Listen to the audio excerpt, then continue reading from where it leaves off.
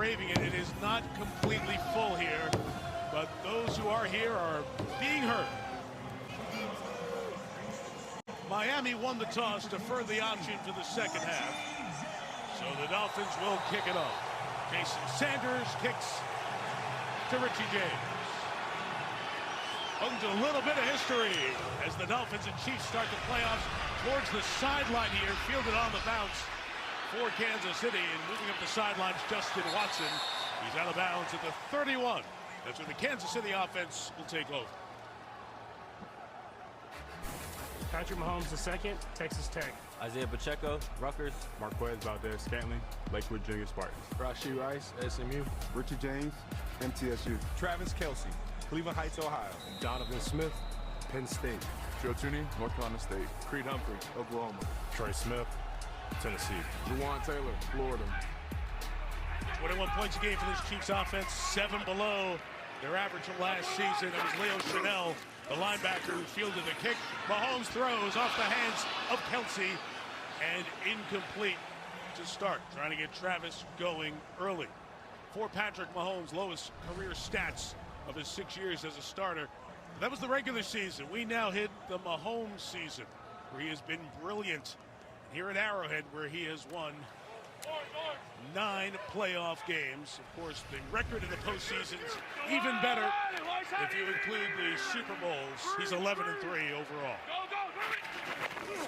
Second and 10, get it out quick and incomplete to Rashee Rice and Jason right away. We're seeing the precision of offense is being thrown off by the wind and the temperature. Yeah, interesting approach by Andy Reid and Patrick Mahomes. Right at the outset, they come out throwing the ball. They missed the throw to Kelce on the first one. They come back. Patrick is behind on the outcut here, so we're seeing the effects of the weather in the field early on in this ball game. Watching Patton go during warm-ups, you could see balls fluttering on quarterbacks. 3rd and 10 for Mahomes. Throws it in the middle and complete. Body caught by Kelce for the first down to get Travis going tonight. Travis Kelce has had a so-so year for him, but this is his time too. Mahomes and Kelce in the playoffs are hard to beat. Excellent balance on the top. It's just an option route. He and Patrick on the same page. The ball's halfway there when he turns, puts it between the 8 and the 7, and the Chiefs are moving.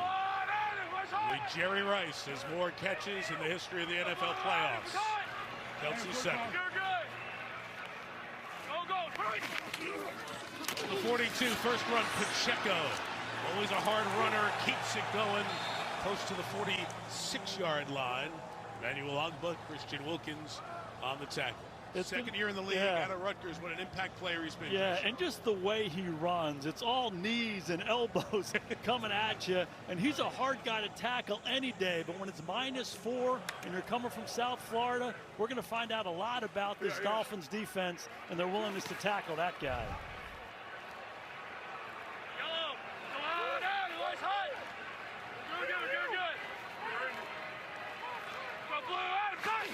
Second and 6. It'll be the inside give and an opening for Pacheco into the secondary and a first down at the 44. Took Deshaun Elliott, the safety, for a ride. It's a gain of 10. Yeah, there's one thing we know about Isaiah Pacheco. This guy runs angry. They say it's like he's angry at the ground. They pull the guard, they pull the backside tight end, but he's going north and south. And again, here's Deshaun Elliott coming from the secondary.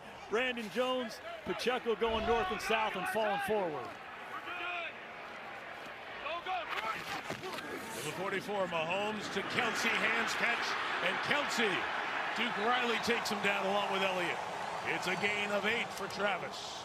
Mike, I absolutely love the approach by Andy Reid. They showed at the outset, we're not afraid of these conditions. We're going to throw the ball. A couple incompletions. They convert the 3rd down, then they come back and they hammer Isaiah Pacheco, and then the quick screen off of that, and now they're back into their rhythm.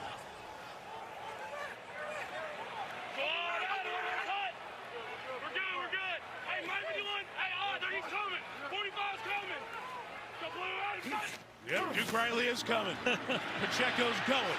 First down into the secondary. Isaiah Pacheco all the way to the 13-yard line. Gain of 23. Chiefs in the red zone. How good is Patrick Mahomes at the line of scrimmage saying, hey, 45 is coming. Duke Riley hits it. This Kansas City offensive line all over the pressure. Joe Thuney knocks him out of the hole, and there's Isaiah Pacheco. He's completely unfazed by this footing. He looks like he's in great balance. He's a short strider, and again, he's going north and south. He's got it again for the 13 on the shotgun handoff, just a yard, maybe two. Down to the 11, David Long Jr. the tackle. Riley is still down on the ground and slow to get up. And Miami, already without 6 starters, has Riley starting because of the injury to Jerome Baker. And Riley is feeling the effects of it right now. He sure is. They have been decimated by injuries. And they need Duke Riley to hang in there and keep playing in this ball game. He's seen too much Isaiah Pacheco early on. From the 11, Mahomes cutting across. Rice brings it into the end zone. Touchdown, Kansas City. What an opening drive.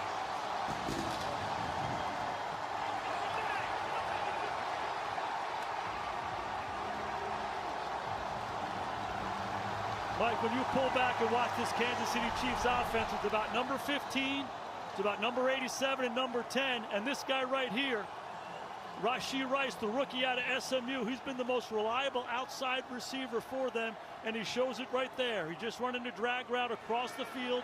Miami screws up the coverage. Mahomes is on time. Rashee Rice catches it and finishes it. What a drive for the Chiefs. Operation clean in these cold conditions. Tommy Townsend held it. Harrison Butker kicked it.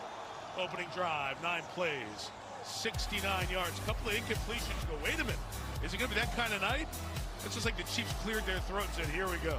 Rice to the end zone. His first playoff touchdown. 7-0, Kansas City.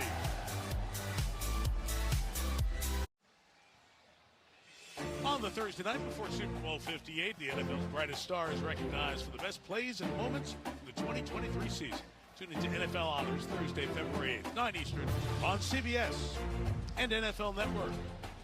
Well, the fans who are here, many of whom have been here for the other 20 playoff games at Arrowhead. For some, like the upper right corner, it's their first Arrowhead playoff game.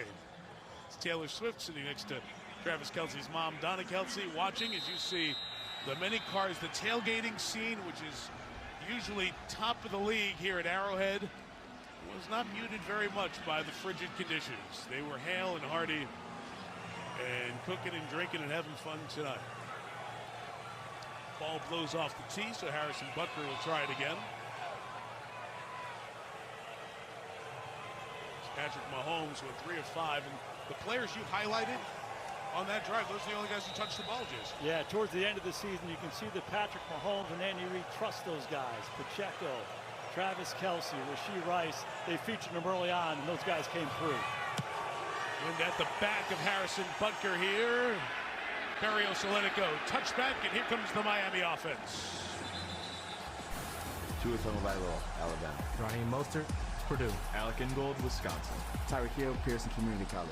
Jalen Waddle, Alabama. Durham Smythe, Notre Dame. Teron Armstead, Arkansas at Pine Bluff. Robert Jones, Middle Tennessee State. Liam Eichenberg, Notre Dame. Robert Hunt, Louisiana. Austin Jackson, Southern California. First of the league in points most of the year, dropped to second behind Dallas with their late struggles. Mostert back in the lineup, has been out the last couple, facing the noise and the Chiefs from the 25.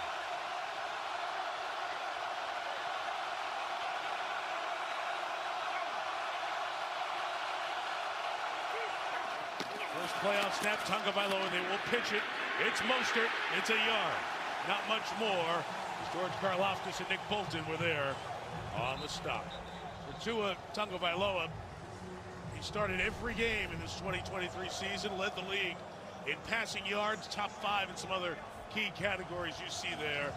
We say making his playoff debut. Remember when they were the wild card in Orchard Park last year, Skylar Thompson started that game. Thompson's the 3rd quarterback for the Dolphins. Mike White backs up Tagovailoa. Tyreek in motion, 2nd and 9. Inside give. Less than a yard for Mostert that time. Willie Gay over there, and 3rd down coming up for the Dolphins. And it's a big one early on in the ball game when Kansas City drives and scores a touchdown like that at home under these conditions. Miami has to respond. They come in to try to run the football. Kansas City's having none of it, and now it's 3rd and 8, and the crowd noise will be a factor in this game. Anticipate some pressure from Steve Spagnuolo, Kansas City's defensive coordinator, to try to get this ball out quickly.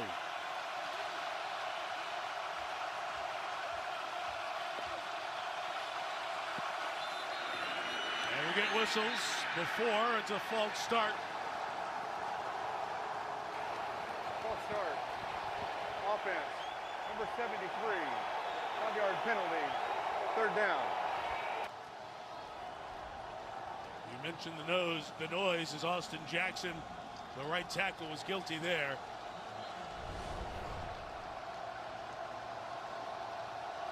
Not an easy task for these guys with all this crowd noise. Looks like he flinched a little bit, but it was a crowd noise. Looks like he flinched a little bit, but it was a good look at Spagnuolo bringing pressure there. I think in 3rd and extra long, you'll probably zone here. See if they can make him throw it underneath and rally and tackle. 3rd and 13 to his first throw. Lobbing it out. Jeff Wilson Jr. on the run. Brought down shy of the 30-yard line. A quick 3 and out for this Miami offense as Nick Bolton, the ringleader of it all, made the stop. It's the exact start that Andy Reid wanted and the one that Mike McDaniel did not want. Defense doesn't show up early. Kansas City gets ahead, and then they get a 3 and out. And here comes this Kansas City crowd. They're into this one. Jake Bailey, who has punted with the Patriots in his past, will kick it away. Richie James stands back at the 25. Able to get it away. Not much on it. Going to go out of bounds. Be stopping before it takes that right turn out of bounds at the 43-yard line. So a very short kick of just 29 yards. Time now for our Hotels.com in-game update. And Jason, you talked about everything being a factor in the cold weather. We take you back to the coldest NFL games, and famously the Ice Bowl, the '67 championship, Green Bay and Lombardi beating the Cowboys. And then it was the Freezer Bowl. The Chargers, after beating the Dolphins in an epic game. Hey, that's Chris Collinsworth. I know that guy with the grab there. And then more recently, the 6 below for the Seahawks and Vikings when Bud Grant came out in the short sleeves and got the Minnesota fans going. And tonight's wild card here in KC will slot in as the 4th coldest game. The 07 NFC Championship, remembered by many for Tom Coughlin's red cheeks. Absolutely. The Giants won at Green Bay. So early on, what have you seen the impact of the weather on the decisions that the teams are making in play call? I just think it's been interesting, the approach. Andy Reid and Patrick Mahomes, we're going to throw the ball. We're going to attack. We saw that on the first couple plays of the game, and then they kept coming. The big 3rd down early to Kelsey was big for them, but it looks like they're running their offense. Miami didn't get started. They tried to run the football. Kansas City's defense was up to the task. Kaylee Hartung down in these elements. Kaylee. Well, guys, talking to the Dolphins equipment manager, Joe Cimino, he told me they offered every item available from any manufacturer to keep their players safe tonight. From scuba suits to the big black capes you see so many guys wearing on the sidelines, they filled about 8 additional trunks and almost 20 large hockey bags full of this cold weather gear. He told me you can bundle up like the Michelin Man, but you have to play football. There's some trial and error for these guys to figure it out right now. All right, so they keep figuring it out, and we'll be back to see the Chiefs' second drive in 30 seconds after this message from Hotels.com.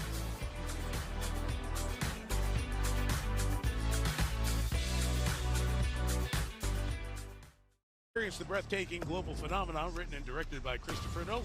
Stream Oppenheimer, winner of 5 Golden Globe Awards, on February 16th, exclusively here on Peacock. The poor punt of only 28 yards gives Kansas City great field position. Drive start at their own 44. Mahomes on the inside, give to Pacheco. Stopped up there and only a yard for Pacheco on the ground. Well, we mentioned Patrick Mahomes and the playoffs in this postseason. A look at Money Mahomes is brought to you by Hotels.com. This has been the time of year when Patrick has cashed in and made opponents pay. His playoff run, almost 32 points a game, ranks in the top 5 starts, the highest, as long as you've made 5 starts in your postseason career and 36 touchdown passes, most all time in that short stretch of 15 games played. This one out on the edge to McCole Hardman, and he'll gain just a couple of yards on that one. Kader Kohu took the worst of that. His helmet is off, and we'll see if Kohu's going to come out or stay in for a second. The nickel for this Dolphins defense. Yeah, you know what's amazing about Money Mahomes is he's historically good in the regular season, and he seems to get even better in the postseason. And off to a great start here. We talked to him yesterday, completely unfazed by the weather. We're just going to go play. He looks comfortable out there tonight.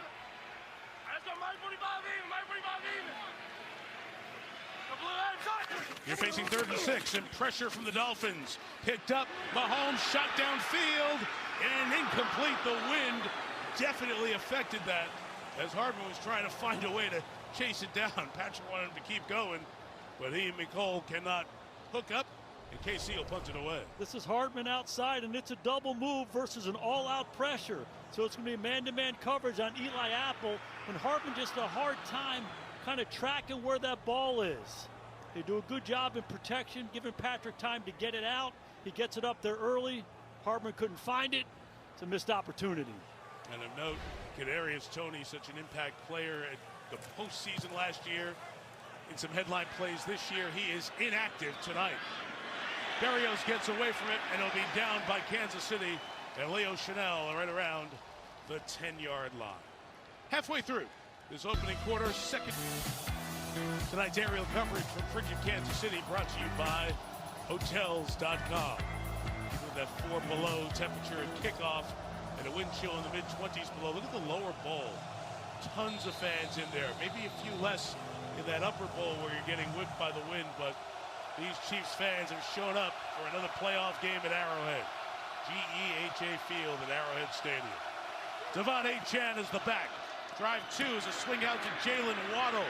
Get him on the edge. He'll move close to the 20-yard line against this Kansas City defense. George Karlaftis, Purdue. Derek Knighty, Florida State. Chris Jones, Mississippi State. Michael Dana, Michigan. Willie Gay Jr., Starkville High School. Nick Bolton, Frisco Lone Star High School. Leo Chanel, Wisconsin. Trent McDuffie, Washington. Justin Reed, Stan U. Mike Edwards, Kentucky. Jerry Sneed, Louisiana Tech. Second in points, second in yards allowed. What a job done by Steve Spagnuolo this year. Both Mostert and Achane, the starting running back and the backup in for Miami. It's Mostert running inside to get the first down. He gets it out to the 25-yard line. First down of the game for the Dolphins offense, Jason. You know, Mike, and that is a big one for them to kind of turn the momentum of this game around a little bit. And good patience by Mike McDaniels. The early runs weren't good, but like we said, they're a good running football team. And so much of their passing game, the play-action game, comes off of that. The conditions are a challenge for anybody, particularly for a guy like Tua who hasn't played in these conditions. So running it, throwing some of those quick screens is a good approach early. Tyreek in motion. Pitch it to Achane. Speedy guy, but can he get it going on a night like this? Drew Tranquil, terrific offseason acquisition for the Chiefs, on the tackle for no gain. It is just so impressive what Steve Spagnuolo has done with this defense. The youngest defense in the league. Take a look at Tranquil coming over from the Chargers, a guy who's played a lot this year because of the injury to Bolton, and he's found a role, and he's one of those guys week in and week out. He just simply makes tackles and makes a lot of plays. Even when their fast guys get it so far, they'll feel the speed of the Dolphins like you normally do, right? 2nd and 10. Fake to Achane. Tua rolling and running. And Tagovailoa comes out of bounds here. Not many designed runs for Tua this year. His longest rush of the year was 9, and he just matched it on that carry for Miami. And this is a big part of what Miami does. We've seen them pitch the ball outside a couple times. This is the action off of that. Here's the compliment. Tranquil does a good job covering Waddle. Tua says, I'll take the yards. It's a good decision. Under these conditions, put the ball away, get north and south. It's a big first down for the Dolphins. Yeah, with the ball in his left hand as he went out of bounds, that got him to the 35. So it's his longest run of the year and a first down. Smythe, the tight end in motion. Tagovailoa looks, flips it out and is brought in. A lot of bodies were in the way. It got over them to Achan. And the third-round rookie out of Texas A&M has a big gain there of about 9. You know, Mike, we had that great visit with Mike McDaniels the other night as we look at Tua just navigating the pocket and making a good throw. Grew up in Hawaii, played at Alabama, now he's down in Miami. Hasn't been in conditions like this. He looks pretty comfortable. The ball's spinning out of his hand. We're asking, would it be a glove for Tagovailoa? Really wanted to have a good feel for the ball tonight. Has gone gloveless. So far, so good. Second and 1. Flip it out. Chan cannot get it. It was ruled a forward pass, therefore incomplete. And of course, when we speak of the glove, we've seen guys in rain or cold conditions use a glove on their throwing hand. And Tua is a righty for everything but what he does the best, and that's play quarterback. Yeah, and he made the good throw to Achan earlier, and then he comes back and not his best throw there. And now they have this tricky little 3rd and 1. Running the football in these conditions. There's going to be a lot of red shirts around the line of scrimmage. The key is who wins the ball, who wins the line of scrimmage at the outset. Out of the pistol with Achan. He'll take it with a flag down. It's a first down.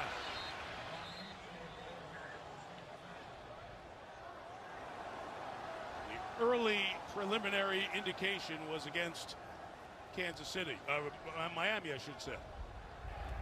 Illegal formation. Offense.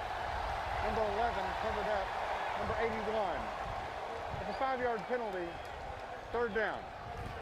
We're watching Cedric Wilson and Durham Smythe, the tight end, on that near side.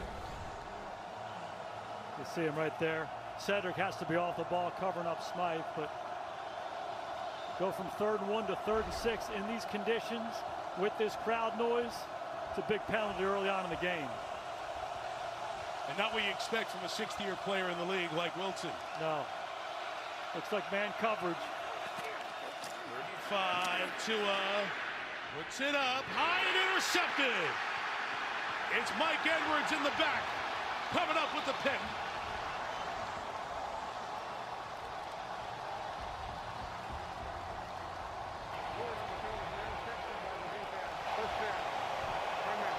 Tagovailoa tries to throw in the middle, and instead of a short 1-yard pickup for a first down, good field position again for KC. We'll watch the veteran Edwards control it against his chest. An interception of Tagovailoa and the Dolphins.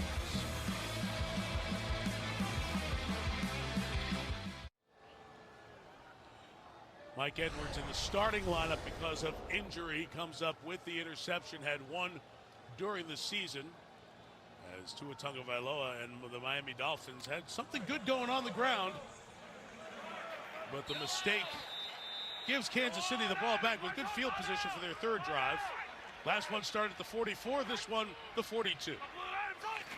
Dolphins show and bring first down pressure again, and hit as he throws was Mahomes, and the pass is incomplete for Rice with no flag on the contact. Let's go back to the interception. You know, 75% of the turnovers start in the pocket, and that's Charles Omenihu inside working on Robert Jones, and it's the pressure right into his face that causes him to back up and throw the ball high, giving Edwards a chance to pick it off. He felt the heat in his face, had bad vision, falling away, makes the bad throw. Edwards makes him pay.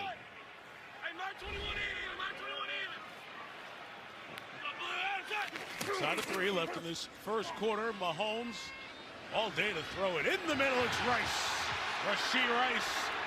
Dolphins can't bring him down. And Rice is stopped at the 35-yard line. Gain of 23. Mike, something we've seen in the last couple drives by defensive coordinator Vic Fangio is he pressured on 1st down, he pressured on 3rd down. And you can see why. When he doesn't pressure, Patrick Mahomes has all day. He's literally standing in the pocket, letting these receivers uncover. And early on in this ball game, Rashee Rice, the rookie, is showing up. This moment is not too big for him. He's catching the ball strong in his hands and making a lot of big plays for the Chiefs. From the 35. Pacheco, good inside run. Through a tackle again. Miami is not having a good tackling start to this one. Gain of 11. First down, Pacheco. The strength of this Kansas City Chiefs offense is inside, the inside three guys. Creed Humphrey, Joe Tooney, Trey Smith, creating holes inside. Tooney pulls from left to right. One more time, Pacheco going north and south into the teeth of the defense. And trust me, over the course of the game, he keeps running this hard. They do not want to tackle number 10. And this Miami defense that is missing a half dozen starters with injury, another one down. Eli Apple is being looked at by the athletic training staff. They lost their edge rushers in Jalen Phillips and Bradley Chubb going into the game against Buffalo last Sunday night. And then Andrew Van Ginkel and Cameron Good were hurt. Vic Fangio is running out of players on this defense. They look at Apple and will step out from Kansas City.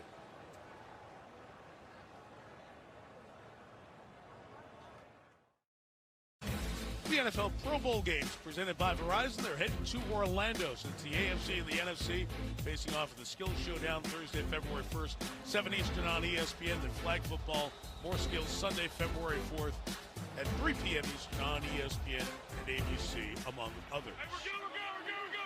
Apple helped off by the training staff. Ethan Bonner, the rookie out of Stanford, is in. It's a first down run for Isaiah Pacheco to the right.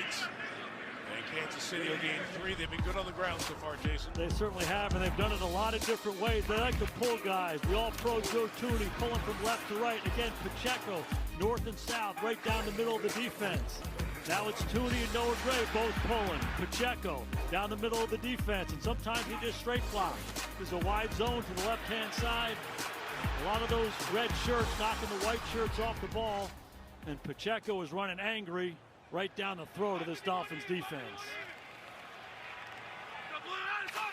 2nd and 7, Mahomes retreating, throwing wide open, Kelsey through his hands. He almost looked at his hands like, come on, this happened in the regular season. Didn't think it was going to happen here. Missed opportunity for Kansas City here. All-out pressure by Vic Fangio in this Miami defense. Kelsey by himself in man-to-man coverage. Protection clean. Mahomes buys time. You don't see this very much. First ballot Hall of Famer right there, dropping a touchdown.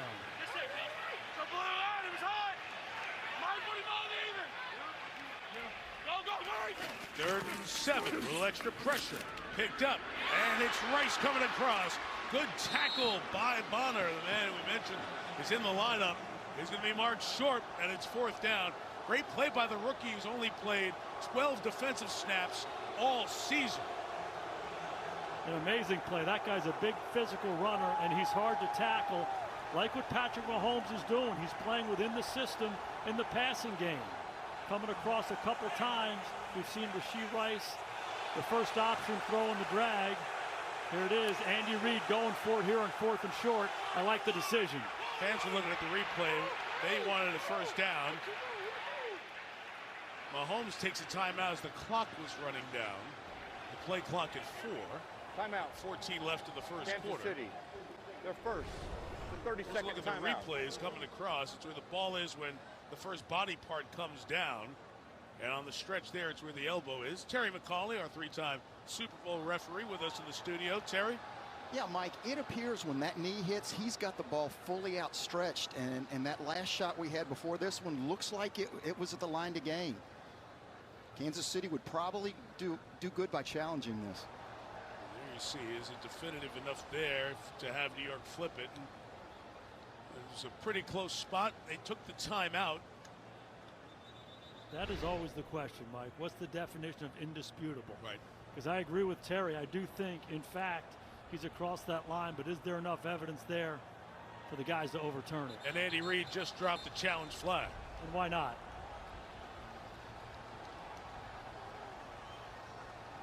So New York will get involved with this one. He's letting Brad Rogers know about that. Brad. Kansas City is challenging the ruling on the field of the runner being short of the line of the game. His first game in the playoffs as a referee. And it would either be a first down for Kansas City or 4th and inches for the Chiefs here against Mike McDaniel's team. After review, the runner was able to extend the ball beyond the line of the game before his knee was down. It's a first down. Way to go, Terry McCollum.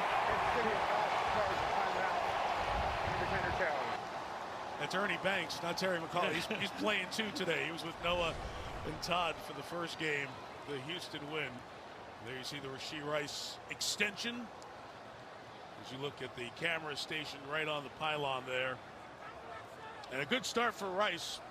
A couple of catches, the touchdown, and you talked about him all week, Jason, as we got ready for this game.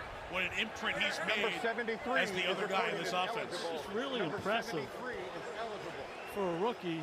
He's played so decisively as this year has gone on, and that's exactly what Patrick Mahomes is looking for. Guys he can count on and trust, and time again, Rashee Rice has been that guy for them outside. Just want to go through the mechanics here, make sure everything is right. Please reset the game clock to 52 seconds, please. 52 seconds. We'll start on the snap. Thank you. With the game clock, bringing the clock back to that point where the tackle was made. 52, Mahomes just clarifying the clock situation with the referee, Brad Rogers. Nick Allegretti was the man, 73, who reported as eligible. Wildcat, Mahomes is out. Snap to Pacheco. Running right with that extra offensive lineman who reported. Takes it to the 10-yard line. The Chiefs have to run another one here before the quarter ends.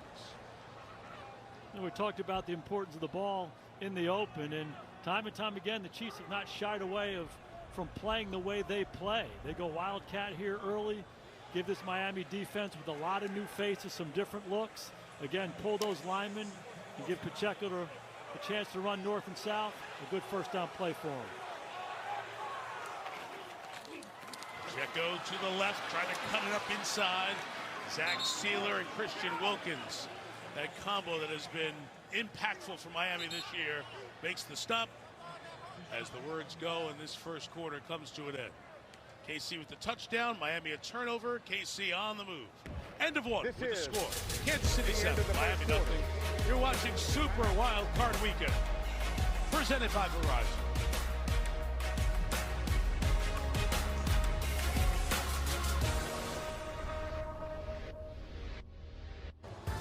Tonight's 4K SkyCam coverage from Kansas City is brought to you by Geico.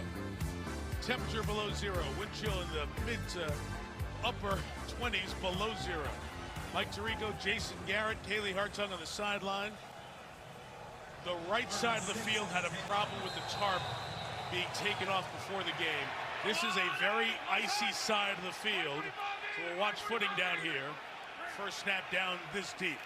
And it's 3rd and 6 of the Chiefs. From the 10, low snap. Mahomes has picked it up. Floating, just throwing it away and incomplete. Lean on a little bit of that baseball skill from Mahomes as he had to pick up that low snap. And you can hear Dave Tobe, the special teams coach, say field goal. They'll try it. Ball is low.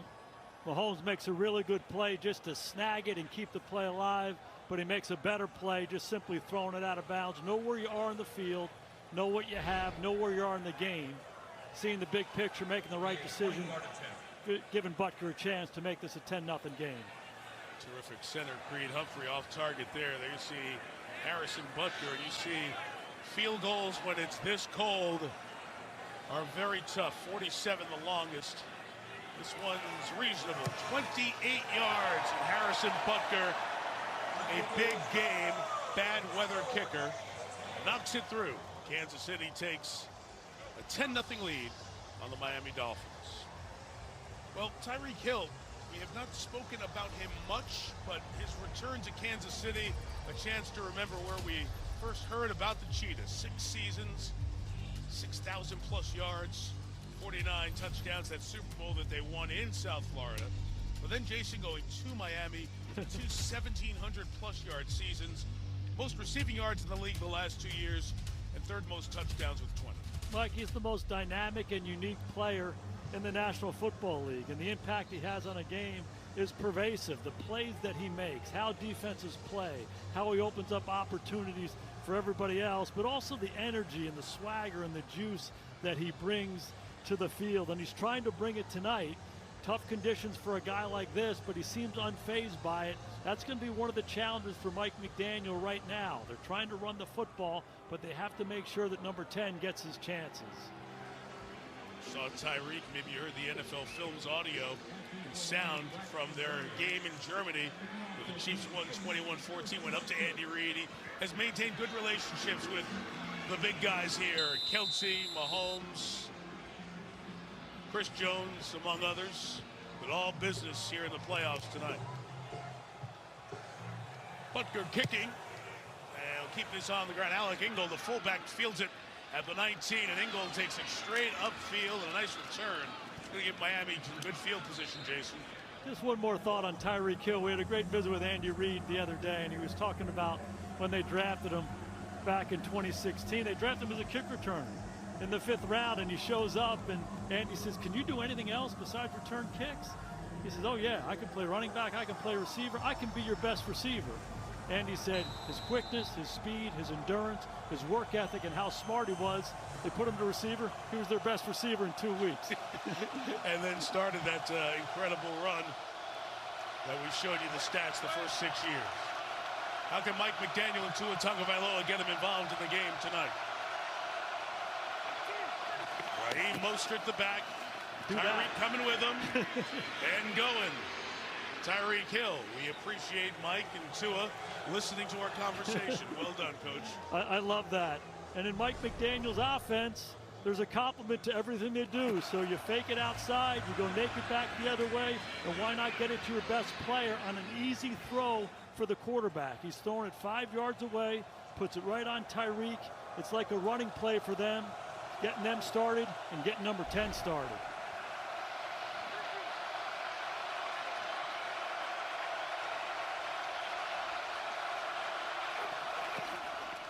Second and 1, Tua fakes it, takes the shot downfield for Hill. Gotta come back. Tyreek got it inside the 10. Keeps running to the end zone. Touchdown, Tyreek.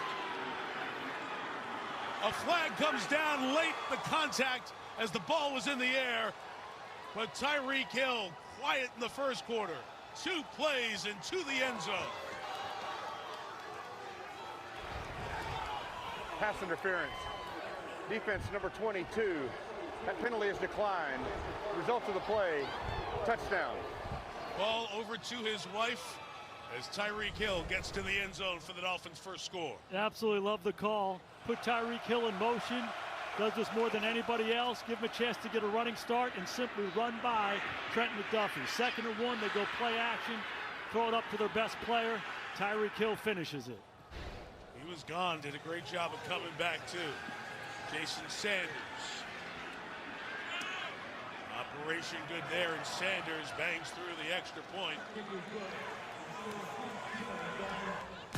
Tyreek's had so much going on in his life with a fire in his house. It's been a tough couple of weeks, but on the football field trying to find a way to get the Dolphins back into this game, and he does with a touchdown. Kissing the ball for his wife.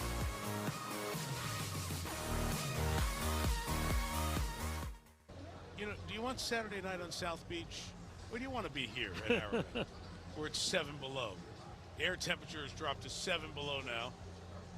69, 70 degrees. You know, I mean, it's not that warm down in South Beach, Chase. 76-degree difference, Mike. Oh. Let's go. We want to be here. We're ball guys. You kidding me? You kidding me? But that's what the difference was. Miami couldn't get that one last win to get home field playoff game.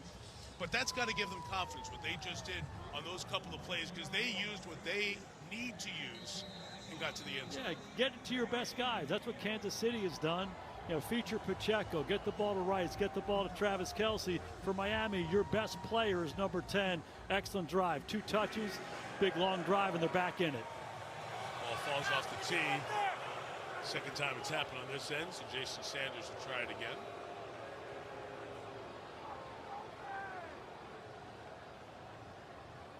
Just see how slick the football is as well. And for the kickers, and talking to the guys downstairs on the field before the game, the ball is so hard as well. It's like a rock. Right?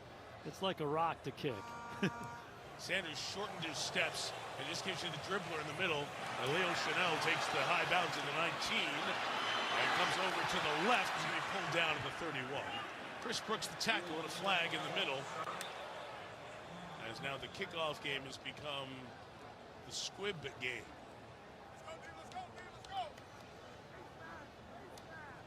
Two penalties on Miami in the opening quarter, none accepted against Kansas City. Walking the back. Return team number 44. 10-yard penalty from the spot of the foul. First down. Wasn't much of a return going there, but Cam Jones penalty pushes it back to the 20. Jason, for Miami, for Mike McDaniel, you're trying to find something that's going to work. How important was that couple of plays for what they're going to do as they try to settle into this game? Well, all of a sudden, Kansas City is reminded that, oh, yeah, we got to stop that guy number 10, and maybe that opens up some opportunities for the run game. So much about their success in offense is compliments. And now Mahomes finds Kelsey wide open. This time he hangs on for a gain of 23. And, Mike, it's really the same conversation with Kansas City. They've run the ball so well, so what's their compliment? Let's go play action. The inverted bone to start. Kelsey goes in motion, gets a stack, play action pass, big hole. I love how Mahomes is cutting the ball loose. Before Travis Kelsey is turned around, the ball is halfway there, completely unfazed by the weather.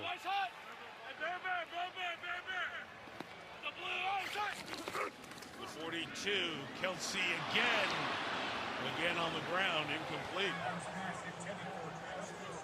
It's just been one of those years for Kelsey. I think Mahomes will look towards him. Starting from week 1 with the injury and he missed, and then getting back into action. It's never been those explosive games. It's been the attention of other defenses. And then Travis, by his own admission, he said, I didn't have my best year this year.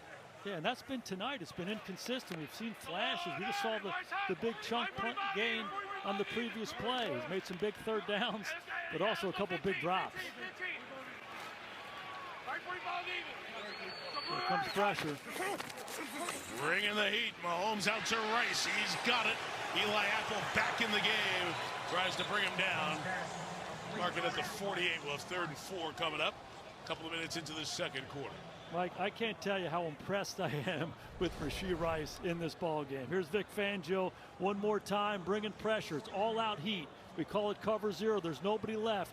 Man-to-man across the board. It's just a slant route, but it's -7 degrees out.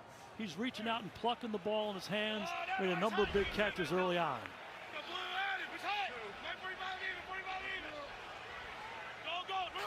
3rd and 3. The pressure comes again. Mahomes complete for the first down to Marquez Valdez-Scantling. Guys played in a bunch of this weather in Green Bay. Has it on the Dolphins side at the 43-yard line. Played a lot against Vic Fangio's defense. It's always about handle the heat and gash the heat. Right now, this Kansas City offense is gashing the heat. A lot of pressure from Vic. They have the answers. Mahomes has seen it, getting the ball out. Good to see Marquez Valdez-Scantling getting an opportunity and coming up big early on. Clyde Edwards-Helaire for the first time tonight. Inside for maybe a yard or so. They've got the good guys on the inside still going, but Jason, as we talked, I asked you, all your years in the league, have you seen something like this? 3 edge rushers. Jerome Baker, the signal caller. Javon Holland, the knees that he injured in the game on Black Friday against the Jets, and then Xavier Howard last couple of big games out. That's 25 sacks, those 4 guys right there. 25 sacks to your defense. Just take them off the field. You're playing guys that showed up 4 days ago, 2 weeks ago, in a game at Arrowhead Stadium against the Chiefs. It's a tough challenge for the Dolphins. Edge pressure coming. Mahomes inside to Kelsey. One shot of the first down at the 34-yard line. So a couple to Kelsey on this drive, and Kansas City on the move. Just really impressed with how Patrick Mahomes is seeing this. They line Kelsey up all over the formation. Pressure comes, ball comes out, puts it right between the 8 and the 7. Like how he's throwing the ball in the cylinder to Travis Kelsey, not away from his body. make these balls easier for him to catch. And one more time, Kelce comes through. 7 targets, 4 catches tonight. Out for 3rd and 1. Here it is again. Fake to Pacheco. Here comes Hardman. Can he get to the edge? Apple strings him out. And 4 other Dolphins come to close the party down. And you'd be in field goal range for Butker on a normal night. But at the 38, a field goal is 56. And I think Andy Reid's going to keep the offense on the field. Mike, and that's the reason for why Vic Fangio did what he did. Go all-out pressure and try to knock him out of field goal range. Andy tries to get it to Hardman on the perimeter. Excellent job containing the outside play, knocking him back, and I think this is the right decision by Andy. He can't kick it from here. 4th and 4, that Dolphins call defensively comes in late. They're scrambling to get ready. 4th and 4, Mahomes. Now gonna have to make a play, and nobody does it better than him. There goes Mahomes, inside the 10. First and goal, vintage Patrick. There it is, Mike. That's the formula right there. Play within the system. Get the ball out of your hand. Throw it to your best guys. Run it to Pacheco. But in the big moments, go beat Patrick Mahomes. 4th and 4. After a tackle for loss, just a 4-man rush. Nobody sees and feels the rush better than Mahomes. And he's a sneaky, good athlete. He's elusive. He's hard to bring down. What a play by that guy. 1st and goal, ball touching the 10, inside Pacheco. 2. 26 times he did it during the year. Nobody ran scrambling in the quarterback position for more 1st downs than this guy. He just sees the rush, and he feels the rush, and he can get his body skinny and get up inside the rush. Defenders all running away from him. He knows that. What a play for the Chiefs. Miami was trying to grab the momentum back. Number 15 snatched it right away from him. Kelce back on the field. Wanted a couple of things down here. We mentioned this is the icy spot of the field. Very slick down here. Snap from this close. It's Rice with blocking. End zone bound. Rashee Rice brings up a 2nd TD, but there are flags down. Late flags down where the block happened. So hold on. Block in the back. Offense number 74. 10-yard penalty. 2nd down. On Jawan Taylor, the right tackle, who was penalized 17 times this year for accepted penalties, the most of any offensive player in the last 20 years in the league. And a big one here. And Mike, it's the absolute right call. Taylor gets out there. That's Justin Houston. They just signed him this week, the former Chief. Taylor hits him dead in the back, right in the 5 and the 2 in the back of his jersey. It's a shame because he wasn't going to make that tackle. Nobody's going to tackle Rashee Rice on those runs. He's big and physical. Most penalized guys in 20 years, coming up big here. Yeah, you see the overall penalties. Brandon Brown, our defensive player. In terms of offensive players, you have to go back to 03 for that many accepted penalties against one player. That is amazing. We'll see if Patrick can overcome it.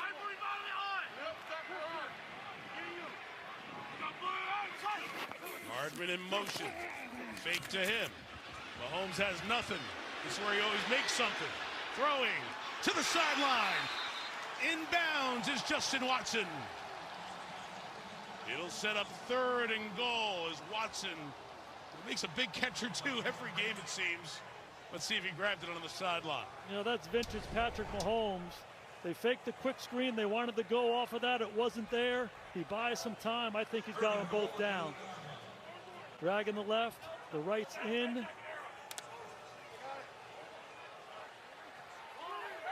Well done. Yeah, I don't think there's any question there. But Mahomes buys time. When the Dolphins take it away, finds a big play, and they're knocking on the door. 3rd and goal. Pacheco at the bottom of the screen. Miami brings pressure. Mahomes inside. It's broken up and deflected. Was that Sealer who got a hand up there? Big Zach Sealer, who's had some kind of year for the Dolphins, with a big deflection that forces KC to try a field goal. Again, a Jawan Taylor penalty negates the touchdown. Kansas City getting a chance to come back. There's Sealer putting the big paw up. Pressure, and more pressure in the big moments by Vic Fangio. This Dolphins defense responds and gets off the field. Butker good from 28 earlier in this quarter, now from 26. And the lead is 6 as Harrison Butker knocks it through again. Patrick Mahomes' huge run, 28 yards on 3rd down, gave the Chiefs a chance, but a touchdown was negated. They're up 6, and we're back with more from Arrowhead. After this message from Geico.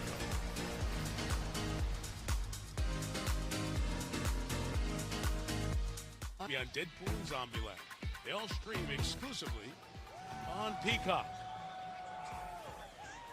Not 30 below, but the feels like temperature is in that neighborhood. You were not with us at the start. Kickoff temperature was 4. Frozen fins up. 4th coldest NFL playoff game with the air temperature at kickoff. It has dipped down to -7. Trying anything to get these kickoffs. Braxton Berrios, good hands to field that. With the 25 coming to the outside here. Good return by Berrios, and the Dolphins will start at their own 35-yard line. Against the Kansas City defense, and this look at the Chiefs D is brought to you by Geico. Steve Spagnuolo and this defense has been electric this year. If you remember getting these games as a kid, yeah. Well, this defense has been on it too. 17.3 a game, 2nd in the league, 57 sacks, 2nd to the Ravens in that department, led by Chris Jones. Trent McDuffie and company, one of the youngest defenses in the game, 25 and a half years old. A lot of 1st and 2nd year players, and a guy who's been around for a while, hasn't played great. 63-year-old, 3-time Super Bowl champ Steve Spagnuolo. Saw Tyreek Hill take it downfield in 2 plays on the last drive. And Raheem Mostert gets started here. And a gain of more than 7 on that run for Mostert. You know, Steve Spagnuolo has been doing this for a long, long time. You mentioned 3 Super Bowl championships, and he's just one of the best defensive coordinators in the league. And what's so exciting for him and for everybody in Kansas City is what you said last. It's the youngest defense in ball. Chris Jones, all-pro player up front, but they got a lot of youth behind him at the linebacker level and the secondary level, so they're going to be good now, but they're going to be good for a long time.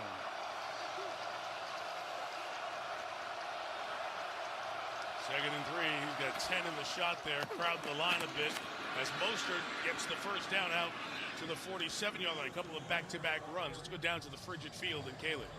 And guys, Nick Bolton told me, thanks to last year's Super Bowl run, we've got youth with experience in Kansas City. Last year, they had 6 rookies on defense, so there were a lot of firsts. This season, he's seen young players feeling more comfortable in their own skin, more comfortable in the defense, and more comfortable communicating. They're not afraid to speak up and be wrong. Bolton said that's what makes our young guys so special, and you know Spags appreciates it. Oh yeah, shows too. Half the roster in that 1st or 2nd year category on the defensive side. 2 Mostert runs, taken out to the 47. Try a 3rd. And they cross midfield with a gain of about 3. Let's stay on the Spagnuolo thing, because you called plays against Spags. You've known him for a long time.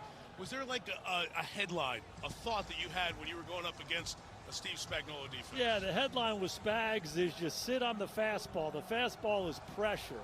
So every time you go to the line of scrimmage, if you're calling the plays or you're a quarterback, you got to get ready for heat. And then you adjust to the curveball. If he plays zone or just man-to-man coverage, you react to that. And we're going to see that in all the big moments. They got to be ready for heat because he loves to bring it.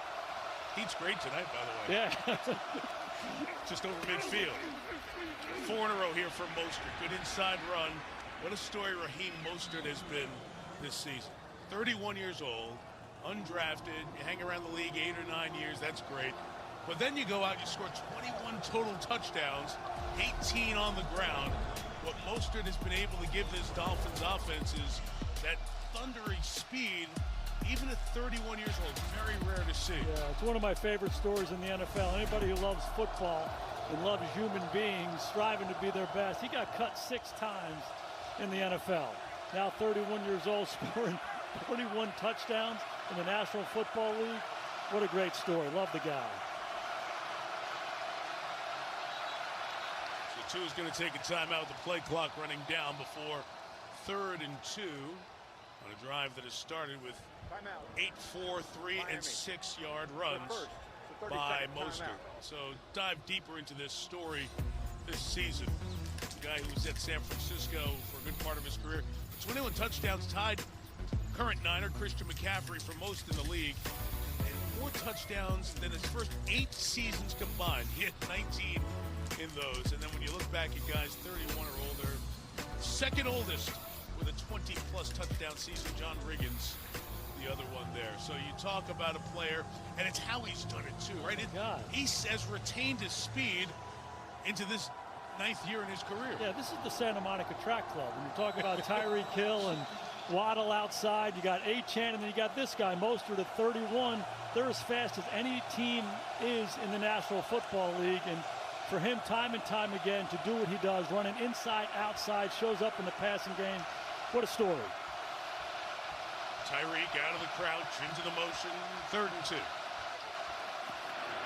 To Mostert, didn't bring it in. So you talked about the ball. That's easy pitch and catch on most nights of this Miami team.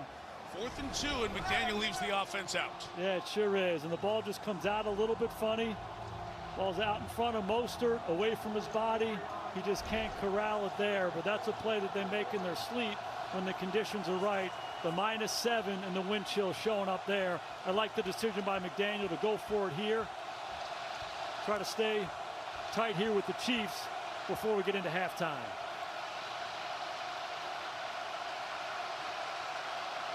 Waddle in motion. They go empty. Only really a 2-man rush with a spy as Tua throws incomplete. In traffic for Tyreek Hill. And Nick Bolton was standing there, and Trent McDuffie defensively for Kansas City. And what a play by Trent McDuffie here, trying to get the ball to their best player. They bunch him all up. He goes out, and initially McDuffie has a hard time. He gets picked, but watch him rally. Tui had to move and then poise at the end of the down to get the right hand in there before the contact and knock it out. He's mature beyond his years. Trent McDuffie coming up big for the Chiefs.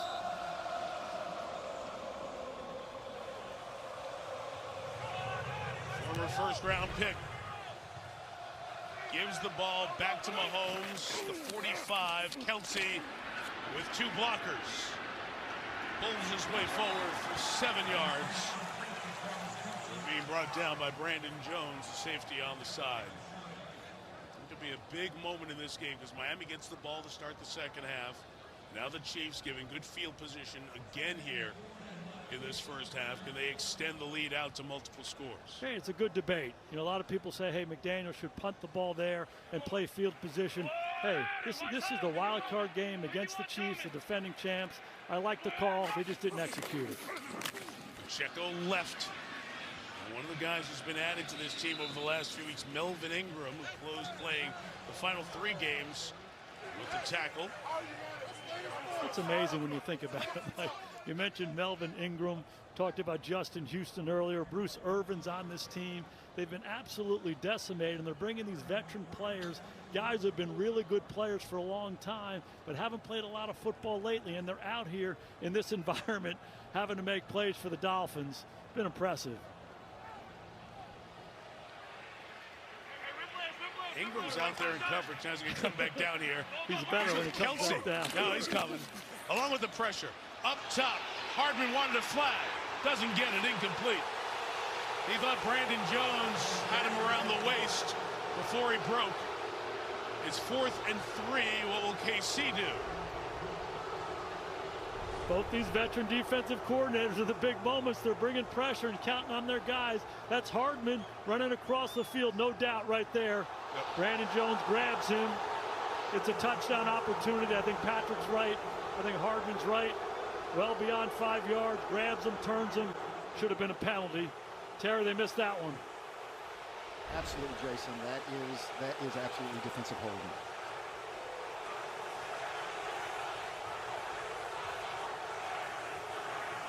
Tommy Townsend will kick it. Berrios will let it go. And it's a touchback as Berrios went over to try to get in the way of the gunner, Nick Jones, who was racing for the ball. Fans unhappy with The no call. Happy with Berrios at the end of that play. Andy Reid still wants a word about that one. 3:02 to go. And the ball belongs to the Dolphins. Mike, you hate to make it about the officiating. But again, Patrick Mahomes is seeing the pressure really well. They had the right call up. You get a guy like Hardman on a safety running down the field by himself versus an all-out pressure. Patrick saw it, gave him a chance. The holding made a big difference. It's a missed opportunity. Officials got in the way on that one.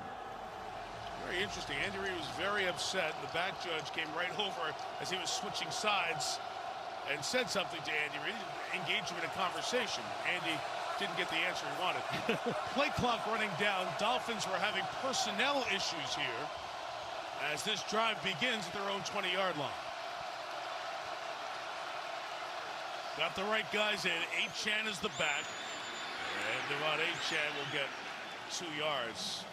And getting to that time, the end of the half here, people have been outside in these conditions for an hour and a half, and exposed skin, extremities, and mustaches starting to show the effects of 7 Below. I saw some icicles on Andy's stash.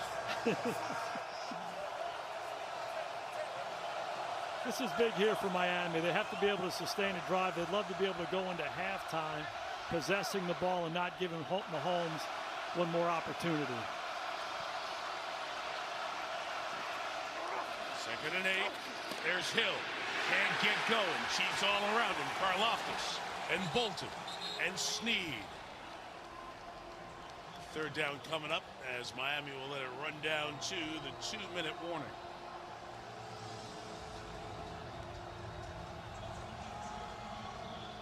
So 3rd down coming up on the other side. 2-minute warning here in KC. Chiefs on top, 13-7.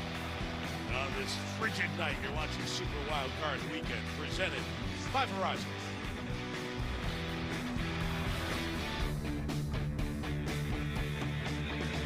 Fareed coming up on Toyota Halftime. A great day for the rookie coach and quarterback combo in Houston. The Texans moving on to the divisional round. Mike, back to you. Ahmed, thank you.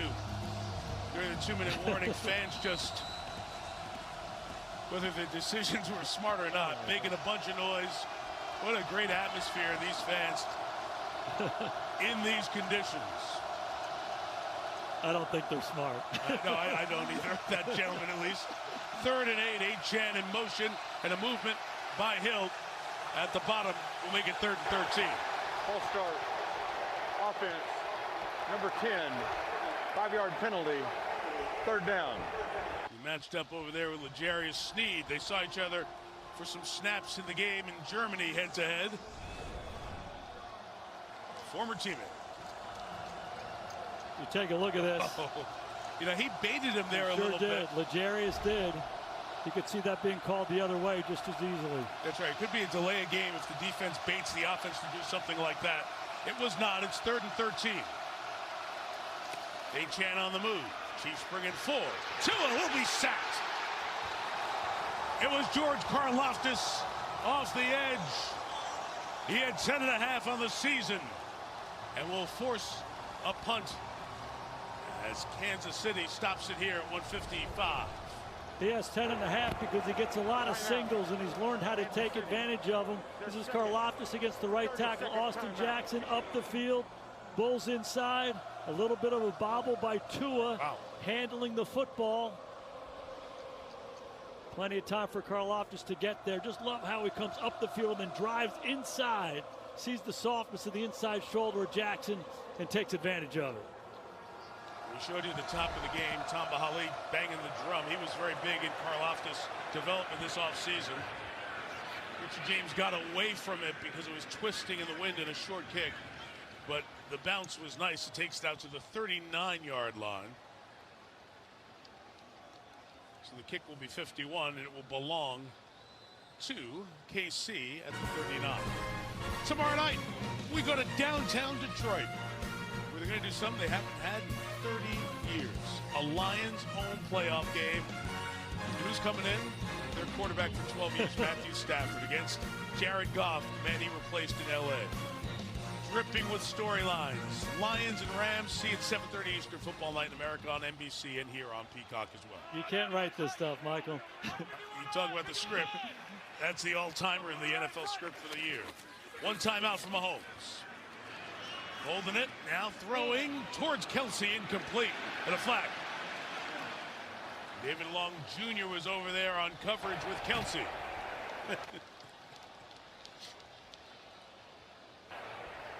Holding, defense number 51.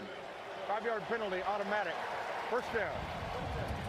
Yeah, it's a really good call, too. Kelsey's working in the middle of the field, and then once Patrick tries to buy some time and he tries to get away, break him back out, you see Long just grab him. I think it's a good call. Certainly grab and restrict. Officials were on it. Mahomes, Rashee Rice. There's 5 catches for Rice, targeted 8 times. With he and Kelsey the same numbers in receptions and targets in this half. Those are the guys, 87, 4, and 10, time and time again. 5 options for Mahomes. He escapes, chased to the sideline and gets rid of it. Past the line of scrimmage, outside of the tackle box, as he was being pursued by Emmanuel Ogbah. Really like the decision there by Patrick Mahomes to get yourself in this situation. You got 3rd and 5 here. Obviously, you're trying to drive this football. I would anticipate pressure one more time from Vic Fangio. He needs to generate some heat on Mahomes. So look for some quick options. Look for some slant routes outside. Again, make it about number 4. He's been your most reliable. Let's go even.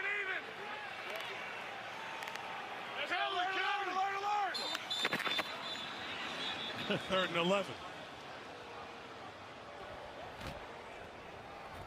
False start. Offense. Number 74. 5-yard penalty. 3rd down. That is the second on Jawan Taylor. The other one was the holding, or the push in the back, I should say, that negated the touchdown. Just having patience in those situations. Patrick changing the play, holds the count a little bit. Taylor too quick. 3rd and 6 to 3rd and 11. A world of difference. Would anticipate a 4-man rush here from Fangio. He's heating them up. Here comes the blitz. Mahomes throws in the middle. Rice got it. Rashee Rice taking off. Rice down the sideline. Inside the 30 to the 27-yard line. They beat the blitz for 30 yards.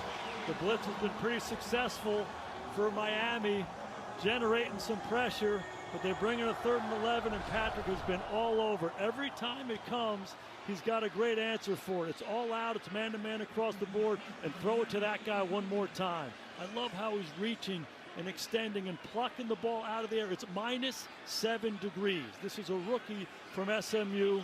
Mahomes staring down the gun barrel, throwing a strike. Rice has been awfully impressive. Big play for the Chiefs. It's 39 yards officially. The 17, a run with Pacheco inside to the 15-yard line. So 1 minute left, 1 timeout. Kansas City uses some clock here. Yeah, it's plenty of time. You have the timeout. You don't want to get lazy here. You don't want to be against the clock, but you're going to run another play. Still have an opportunity to throw it wherever you want or run it one more time. And look at the icicles forming. From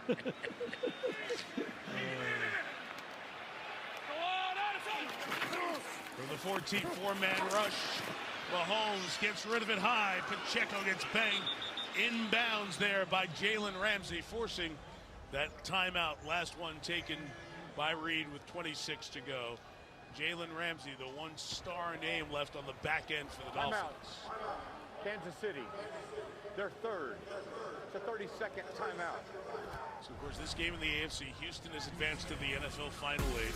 And I'm sure at this point you've known that the Buffalo-Pittsburgh game scheduled for the 1 o'clock Eastern slot tomorrow has been moved because of the lake effect snow in western New York and the south towns of Buffalo. So Pittsburgh-Buffalo is 4:30 Monday afternoon on CBS. And that will delay understanding what the matchups will be as Baltimore awaits the lowest remaining seed. We'll have another game to play to determine that. And Mike, this is a big situation here. It's 3rd and 7. It's a Mayday field goal situation. You got 26 seconds to go. If the ball is inbounds, short of the first down, you have to go fast field goal. So you're going to see all the special teams guys, the kickers, everybody ready on the sidelines. For Patrick Mahomes, you want to be past the sticks or out of bounds. You want to avoid that situation, but everybody's got to be ready. 3rd and 7. Mahomes pumps and throws it inside and throws it incomplete as that screen from Pacheco was not there. And they will try a field goal. So this Dolphins defense, again, down all those starters, helped by a penalty on a prior drive, comes up big here and limits the Chiefs to field goals instead of touchdowns. They really have, and a lot of the big moments, they've come up big. And if you watch the Dolphins throughout the year, this is one area where they haven't been so good. They haven't been a great red zone defense. They've given up a lot of touchdowns over the course of the year. Not tonight. Certainly -7 helps them, but they're rising up and making the stops when they need to. Good from 28 and 26. Now Butker from 32. You see that wind whipping, and credit James Winchester, the snapper, and Tommy Townsend, the holder. 16-7, the Kansas City lead. All right, you talked to me last couple days about the ball, and how difficult it was going to be in these conditions. How do you think the teams have handled it in the first half? You know, I think Kansas City has handled it better. Patrick Mahomes seems completely unfazed by it, throwing it wherever he wants to throw it. Kelsey's had a couple drops. I think the thing for Miami, there have been some makeable plays, a couple quick screens, the one to Mostert, some of these really simple plays. They just haven't been able to throw and catch it so far. Been impressed with the kickers. The snap, hold, and kick has been easy on both sides, but it will get colder and colder, and it will be a factor here in the second half as well. Great point. What's your experience from games, no, I won't say like this, this is almost close to record-setting cold, but games like this, what's the feel in the second half when it's this type of condition? Well, what happens is the teams go in, there's a 12-minute halftime, and they're going to have the chicken broth in there and the hot chocolate and all the stuff. And mentally, sometimes guys get comfortable and they want to stay in there. They got to get their minds right to come back out with that same mentality they had at the start of the game. But being out here playing for 3 hours, it wears on you. It's a straight away kick. Berrios going to run up, sure-handed.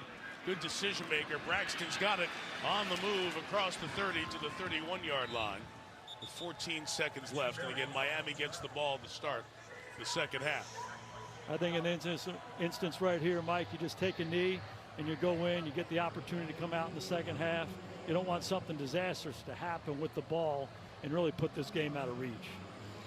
5 possessions for Miami, just the one with the touchdown, stopped on the 4th down attempt 2 drives ago.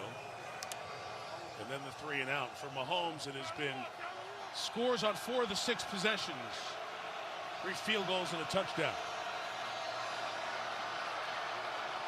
Go out of the gun here.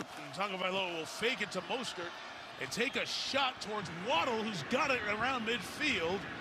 And with Miami having 2 timeouts and 6 seconds left, Mike McDaniel takes one there. So they get aggressive here, Jason, and get themselves near midfield. Yeah, why not? Let it rip.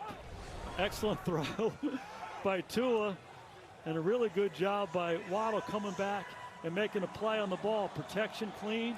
Cut it loose. You have the timeouts. You don't have to get out of bounds. Call it. Like how they stack those guys up, ensuring a free release. First one for Waddle. Going into this direction is fighting the wind. Tua not known for having the longest arm in the league. Let's see what they do. Final 6. Tagovailoa with the throw. Nowhere as Berrios and Cedric Wilson were on that side. There's a penalty marker down. Let's check that. It's thrown in the backfield.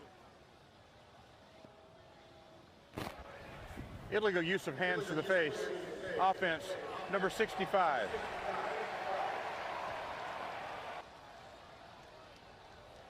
It's Robert Jones, the guard. Now you take the knee, Mike. Yeah, I was going to say that. Now it's time to get that. Was it chicken broth that you're talking about? Yeah. Yeah, let's go get some. By the way, the chicken broth here in Kansas City is fantastic. We'll take anything warm right now. We said, oh, you're in a booth, it's fine. Yeah, go open your freezer for 3.5 hours and talk into it. But we have no complaints. Our crew and Kaylee, Hartung, everybody down on the field braving these elements on this 7 below night. 2 seconds left, back in the shotgun, and throwing again. And Tua's just going to put it up for grabs towards Wilson, and it's incomplete. Almost the interception for Mike Edwards, as McDaniel stayed aggressive there at the end of the half. We've hit the break in Kansas City. The defending champs up 9. Miami gets the ball to start the second half. You get the Toyota halftime right now. Here's Ahmed This is Fareed. the end of the first half. Timeout. All right, thank you, Mike. Enjoy your chicken broth during the half. Coming up, C.J. Stroud's incredible rookie season continues. 274 yards, 3 touchdowns in his playoff debut as the Texans handle the Browns. All the reaction coming up in the Toyota halftime.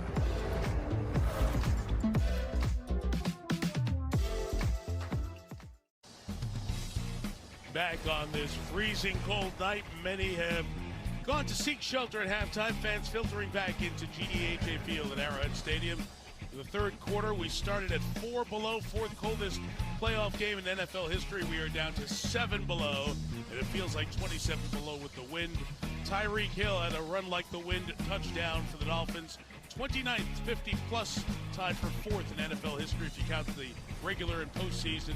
The quarterback numbers, tongue by low with that big completion to Hill, most of the 94 yards. And he ran for a first down. And there you see the Mahomes numbers in the first half. Here is Kaylee Hartung a moment ago with Mike McDaniel, the Dolphins head coach. Coach, what impact has this weather had on your team through this? I think it's impacted both teams. I feel pretty good where we're at. We just need to be better on third down. So we need to keep the defense off the field and own the time of possession a little bit. But overall, I love the way that guys are battling. We just need to be in the moment right now. What specifically has to change for you offensively? Who do you want to get involved?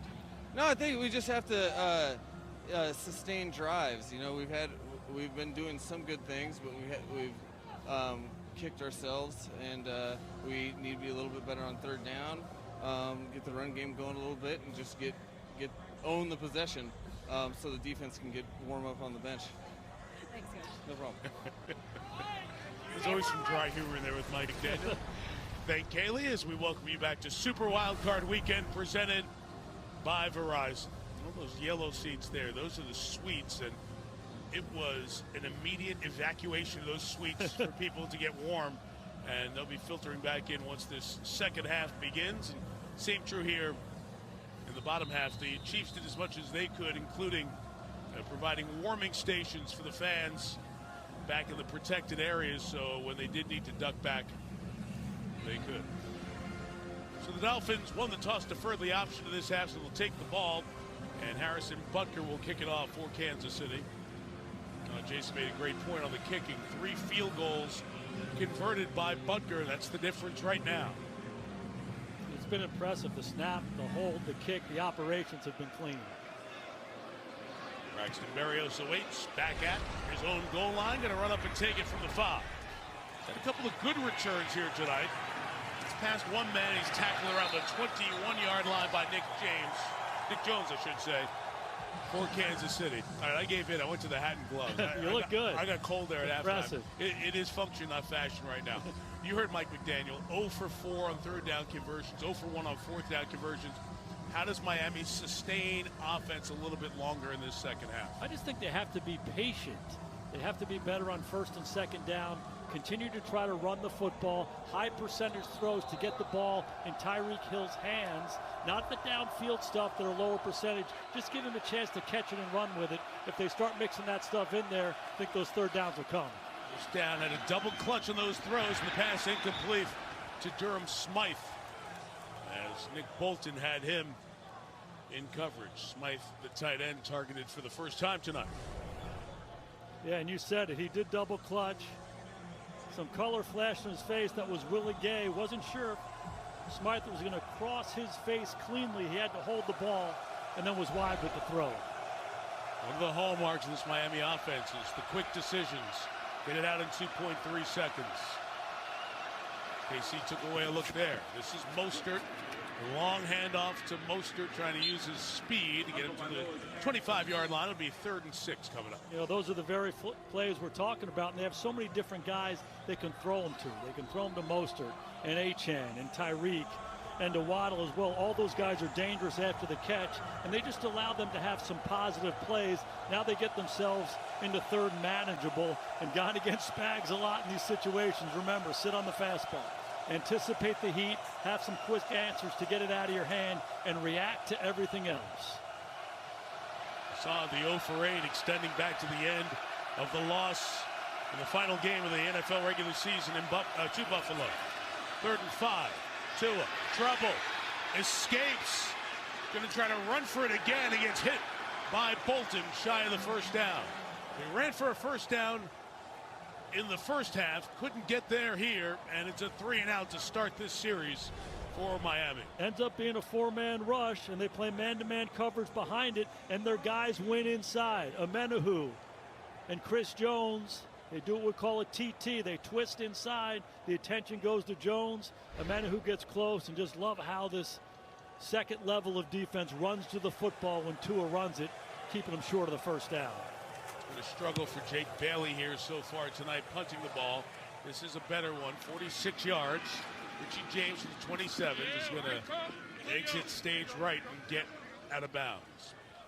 Travis Kelce on this night, Jason, targeted 8 times. He's got 5 catches, but a couple of drops in that first half. Yeah, he's obviously been so reliable throughout his career. He's made some plays tonight, some big 3rd downs, but some big misses too.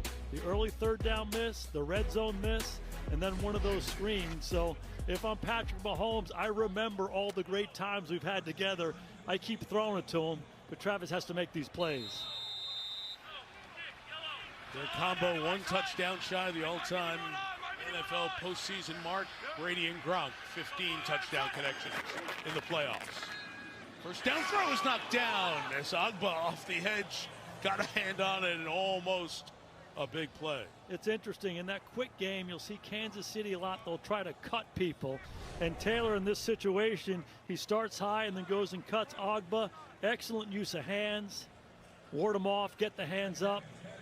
It's a good first down stop, trying to get Kansas City off schedule.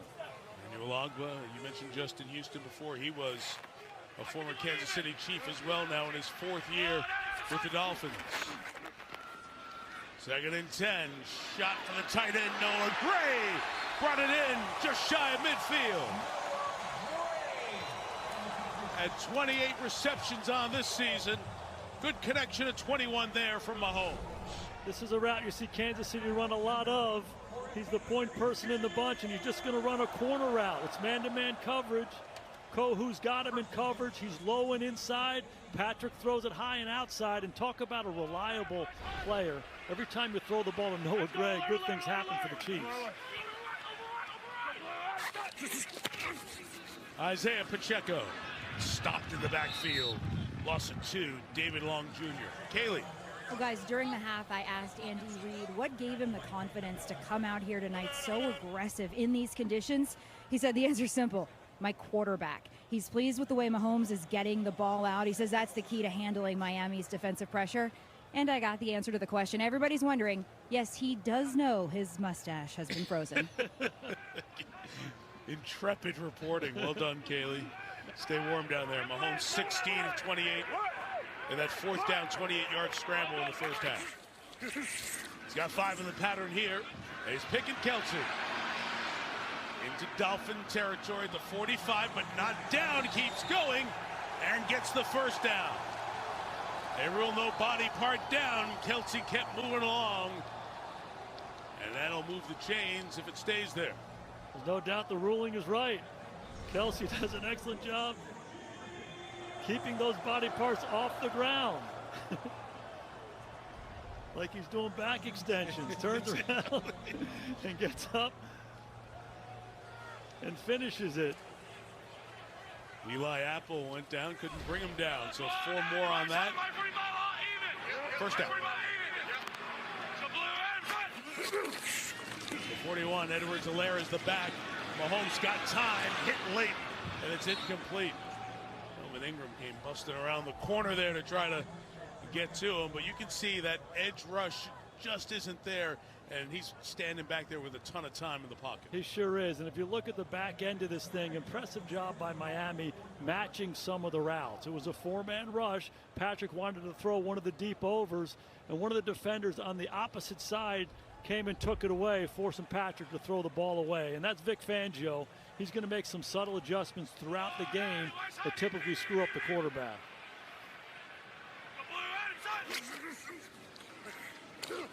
Mahomes to Rice. Rashee Rice, one of the stars tonight. Hits the deck hard there as he goes out of bounds right near the first down marker. And that's a little concerning for Kansas City as he gets up slow after his seventh catch of the night. You know that old expression, not about the X's and O's, about the Jimmies and Joes? If I'm Patrick Mahomes, I keep throwing it to that guy. They certainly want him to be okay. Rick Holder and the athletic training staff going to come get a look at the 7th wide receiver taken in this past draft. He's such a physical runner after he catches the ball, gets north and south, and almost looks like he tripped himself after the hit as he was going out of bounds. Had a hamstring injury appearing on the injury report coming in. Goes down there and they look at him, so we'll step out for just a second.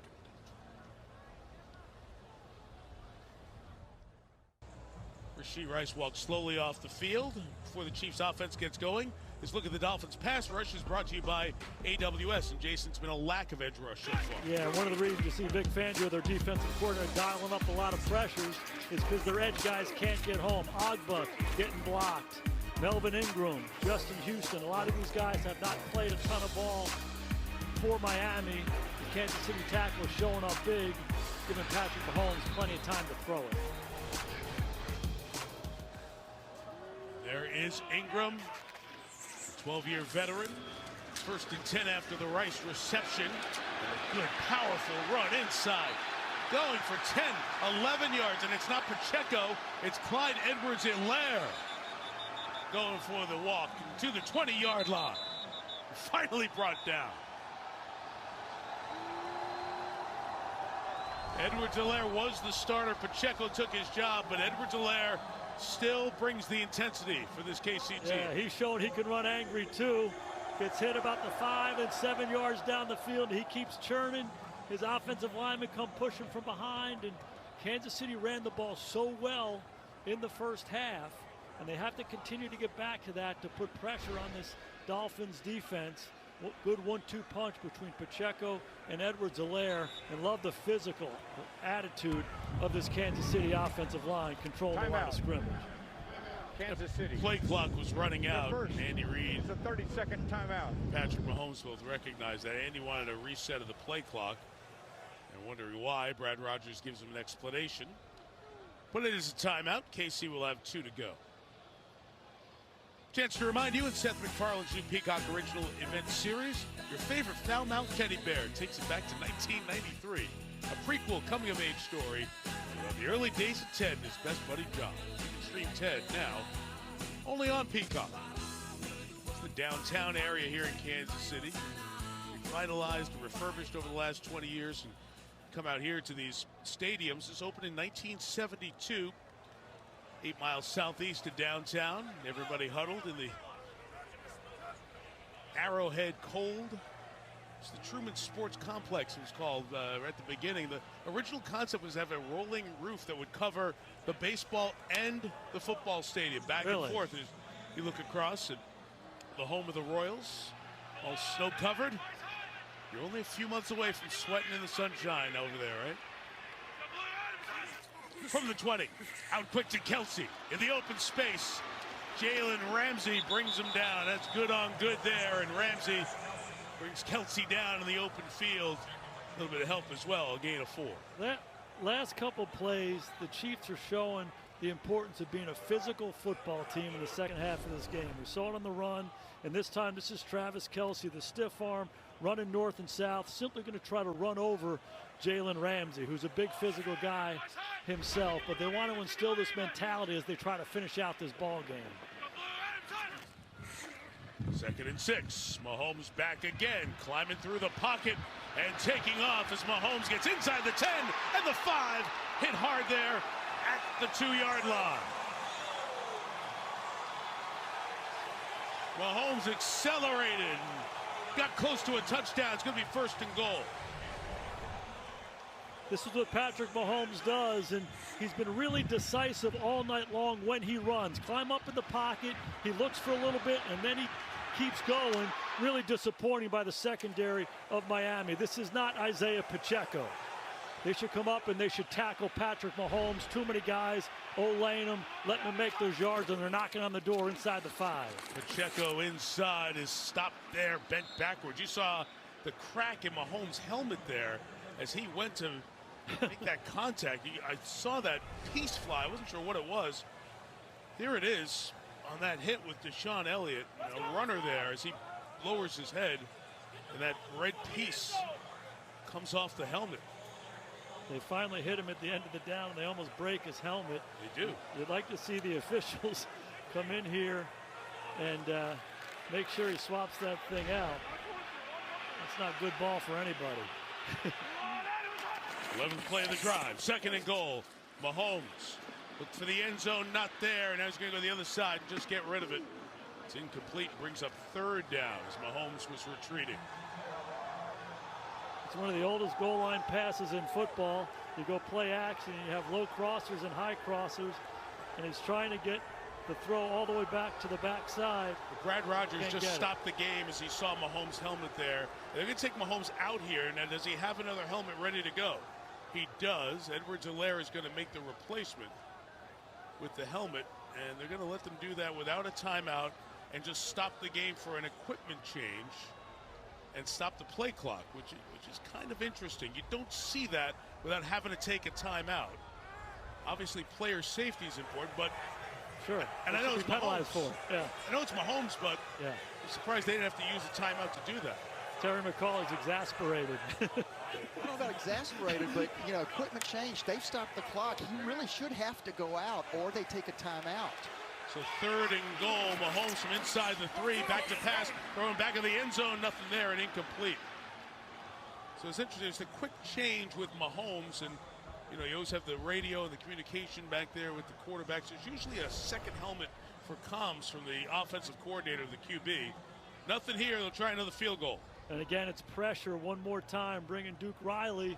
Kansas City does not have the answer for there. And in hindsight, if you're Kansas City, you say, hey, maybe we take a timeout there. I know we got an advantage. They kind of stopped the clock and they let us do the exchange, but the whole thing seemed rushed and hurried, and it showed up in the execution of the play. They took one on the drive already. This looks like an old school extra point, a 21-yard field goal for Butker, who's now 4 for 4 on the game. The longest of the 4 field goals, 32 yards. For Miami, out into the field goal, still hanging around, but they got to get going. Down 12, middle of the 3rd.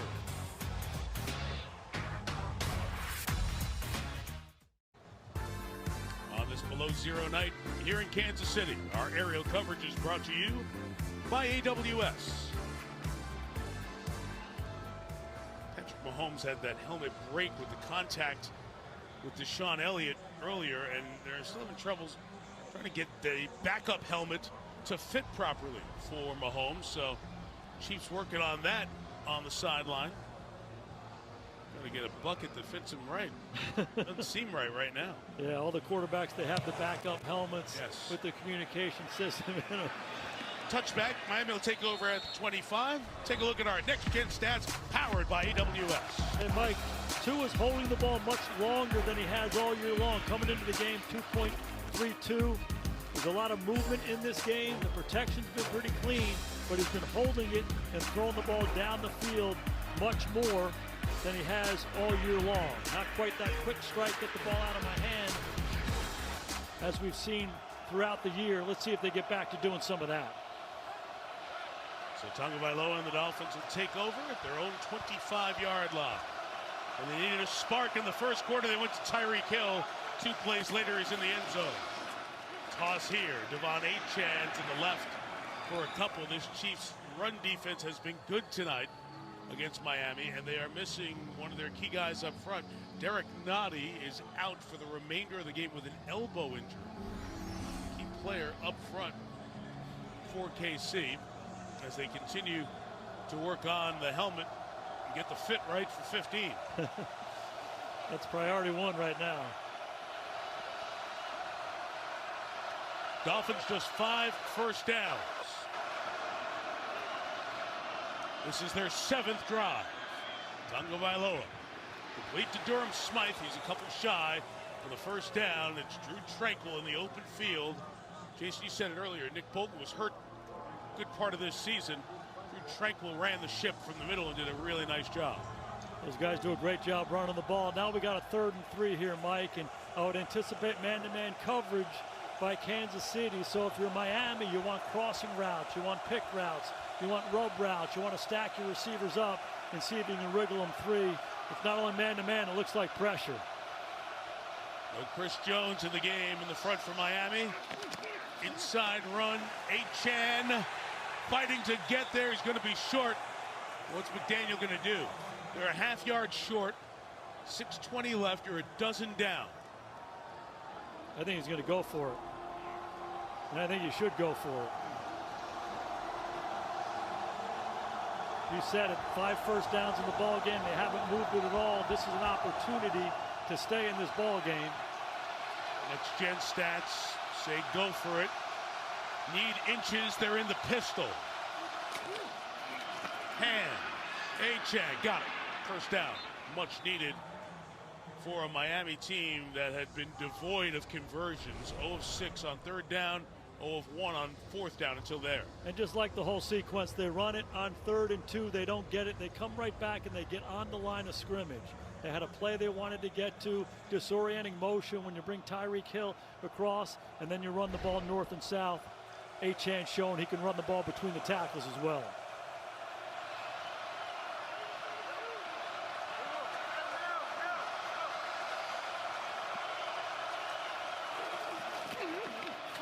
Pitch, Achane, nothing. Kansas City sitting on these runs now. Deshaun Wharton in his 4th year. The big theme in this ball game for this Kansas City defense has been their ability to run sideline to sideline. We saw Miami have a lot of success last week against Buffalo with that pitch play where Tua turns one way and he flips the ball the other way and they get on the edge. Not today against Kansas City. Defensive linemen running, linebackers running. They're on it. They're all over it. They put Miami behind the sticks.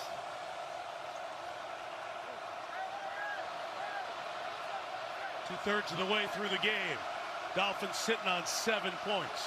It empties out. Tua in trouble. Karlaftis for the 2nd time tonight. And Chris Jones there as well.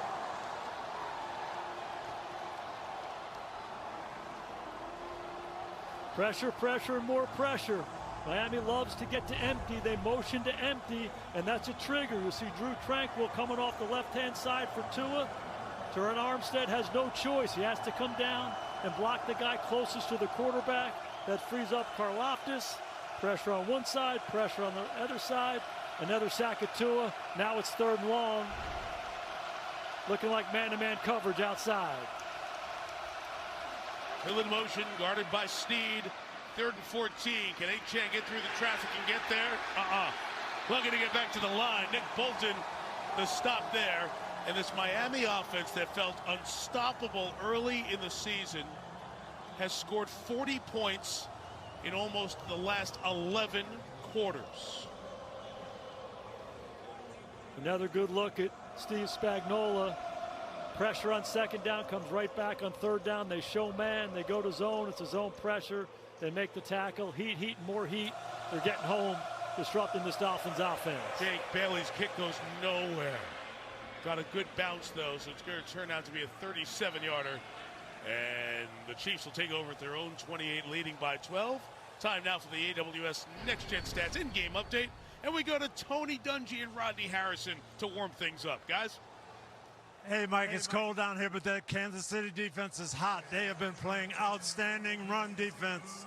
I'm looking at the Chiefs offensively. We've criticized their offensive tackles all year. They're doing a solid job. And I look at Rashee Rice. He's their best and most dependable pass catcher. Got a good one going here. Ahmed, back to you. All right, thank you, Tony and Rodney. Now, the Dolphins on the road tonight because of what Josh Allen did to them in Week 18. Next Gen Stats tells us he was better than average. Well, we know he's better than average, that's for sure. He's one of the greatest one-man shows in the sport.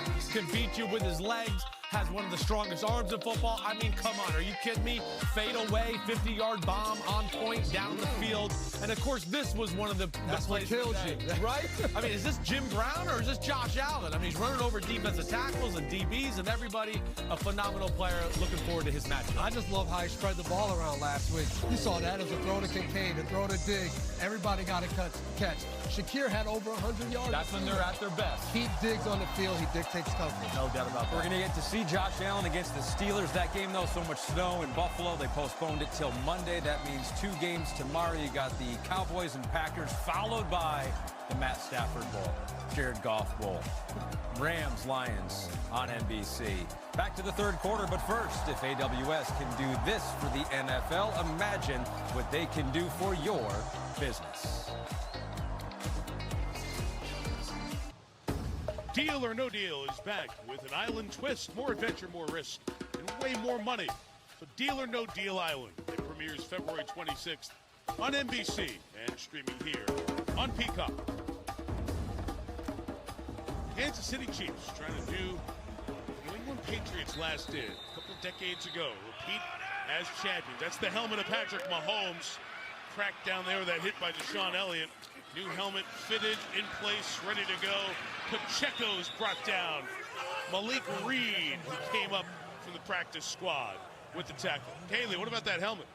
Oh, you guys know it wasn't a straight-up helmet switch there as he's out there with the new one. When he first put it on, he was not happy with it. They actually took some padding out of his old helmet, tried to replace some padding in the new helmet. That didn't work either. Then they actually took the face mask off the old helmet. It looked like they were about to replace it on the new one, but there wasn't enough time, so he's in there making it work. All right, Kaylee, thanks.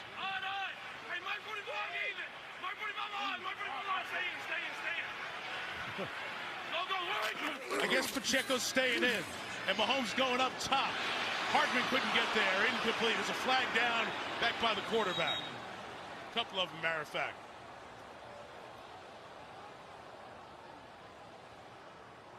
As they converged on Mahomes.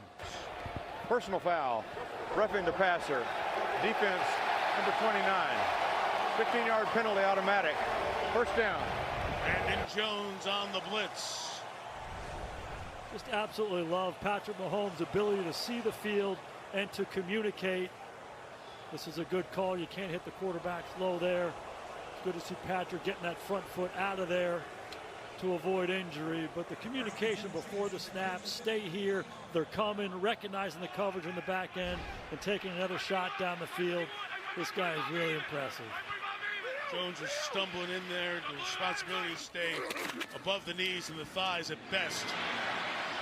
Flag for 15, and Justin Watson gets 10 on his second catch of the night. And Kansas City on the move here with 2 to go in the third. A couple different times in this ball game, those other guys, Justin Watson, Marquez Valdez-Scantling coming up with some big plays. Patrick wants to get the ball out of his hand quickly to handle all the pressure that Vic Fangio's bringing. Different guys showing up in some big moments. Under center, Pacheco toss. Leading the way was Donovan Smith, the tackle. And the gain is 5. Pacheco take him out to 65 yards here. But on a cold night, voices travel so well. So the audio from the quarterback's amazing. Just as a guy who played the position, what's your appreciation for how Mahomes handles things at the line? This guy's on another planet. It's ridiculous. He goes to the line of scrimmage. He sees everything. He communicates everything. And it's like he's in his living room. He just says, hey, you know, hey, you stay here. You do this. This guy's coming. It's impressive. We'll hear it one more time. On the 45, slant contact early, no flag, incomplete for Richie James.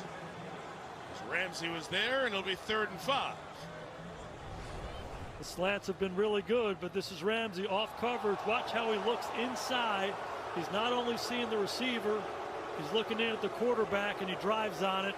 I don't think there's any question he gets there early. I think Miami got a break there.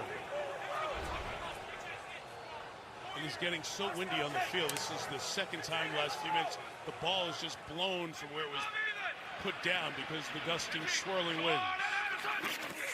Third and 5, here comes the Dolphins pressure again, and Mahomes hits him to James.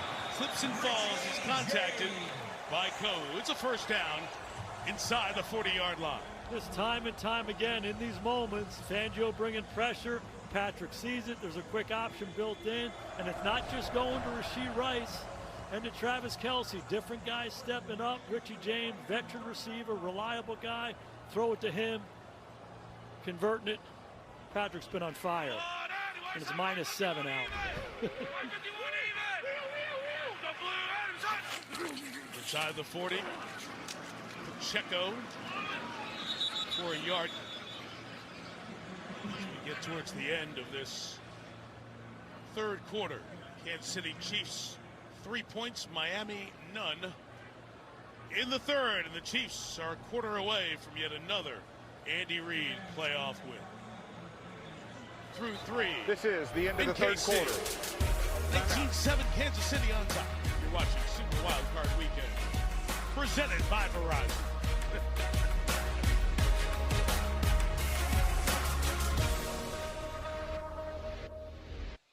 We welcome you to tonight's commercial-free fourth quarter. It's brought to you by Hotels.com. Find your perfect score, your perfect somewhere. By Geico, for all your insurance needs, it's easy to Geico. And by AWS, imagine what AWS can do for your business. Special thanks, Hotels.com, Geico, AWS. We bring you this commercial-free fourth quarter viewing experience. As you saw Andy Reid through the years, they're looking to add another victory here on this cold night.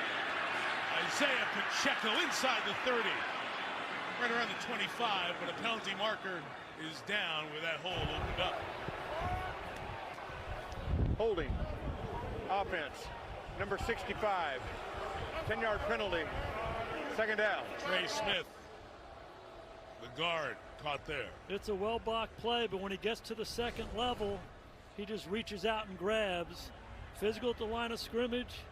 Get to the next level. When Pacheco bounces it, he grabs long. It's a good call by the officials. Not what Kansas City wanted in this situation, getting behind the chains. So if you're Patrick Mahomes, you got to think about game situation first and try to get half of this back to make a third manageable.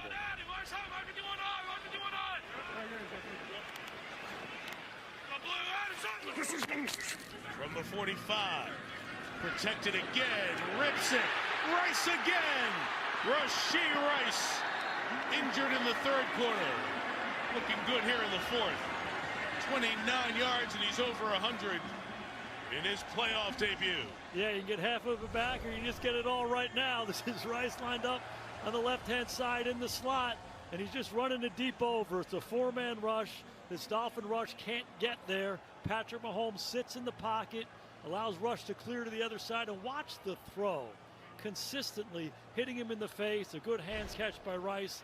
Good to have him back out there if you're a Chiefs fan. The 17, the run for Edwards-Helaire goes nowhere. So over 130 yards, 130 on the nose actually for Rashee Rice. That is a rookie playoff record for the Chiefs that has been around for a while.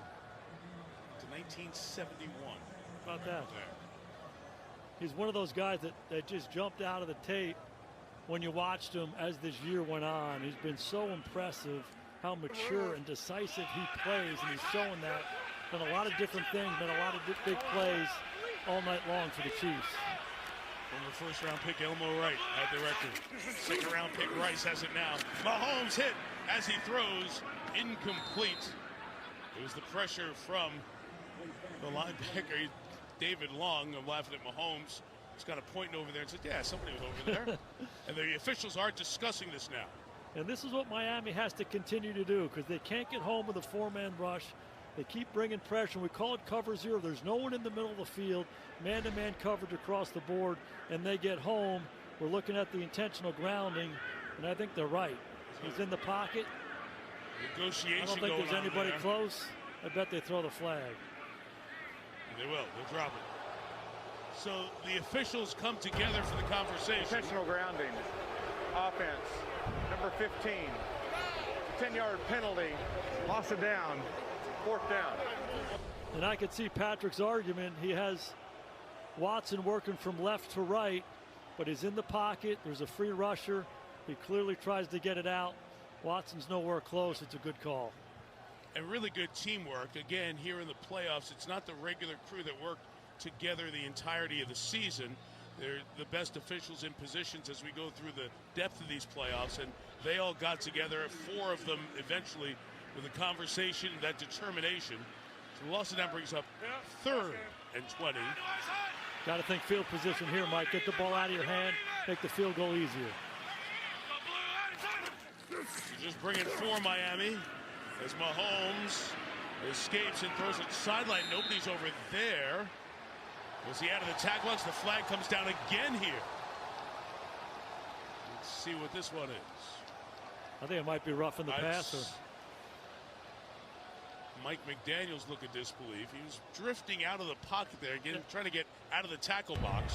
Personal foul, roughing the passer. Defense number 94. Half the distance to the goal, automatic, first down. That is a dagger right there. Got it. Christian Wilkins. McDaniel's furious. He's got his hat off. He's screaming at Brad Rogers. Clearly out of the pocket, throws it across the line of scrimmage. That's how they call roughing the passer in 2024. What do you think, Tara? Justin Houston was looking for a holding call here. Probably should have gotten one. No doubt, no doubt. And it's the 2 steps that the officials will so often look at for roughing the passer. And McDaniel can't believe it. He's beside himself because they were going to be forced almost out of field goal range. Instead, it's first down at the 13 and a run with Pacheco for 2 to the 11-yard line. Yeah, and Christian Wilkins is too good a player to make that play. In this day and age, as a defensive lineman, you go against a guy like Patrick Mahomes, they're going to protect him. So you can't put yourself in that situation. 3rd and 20. They might not even kick the field goal. Yeah, he throws it away. He's too good a player to make that, put it in the officials' hands. That killed the Dolphins. It's another long, sustained drive. Mike McDaniel told Kaylee about time of possession. Well, for a second straight game, the Dolphins haven't had the ball and haven't done anything with it in the second half. Inside run, Pacheco bouncing. 3 to the 8.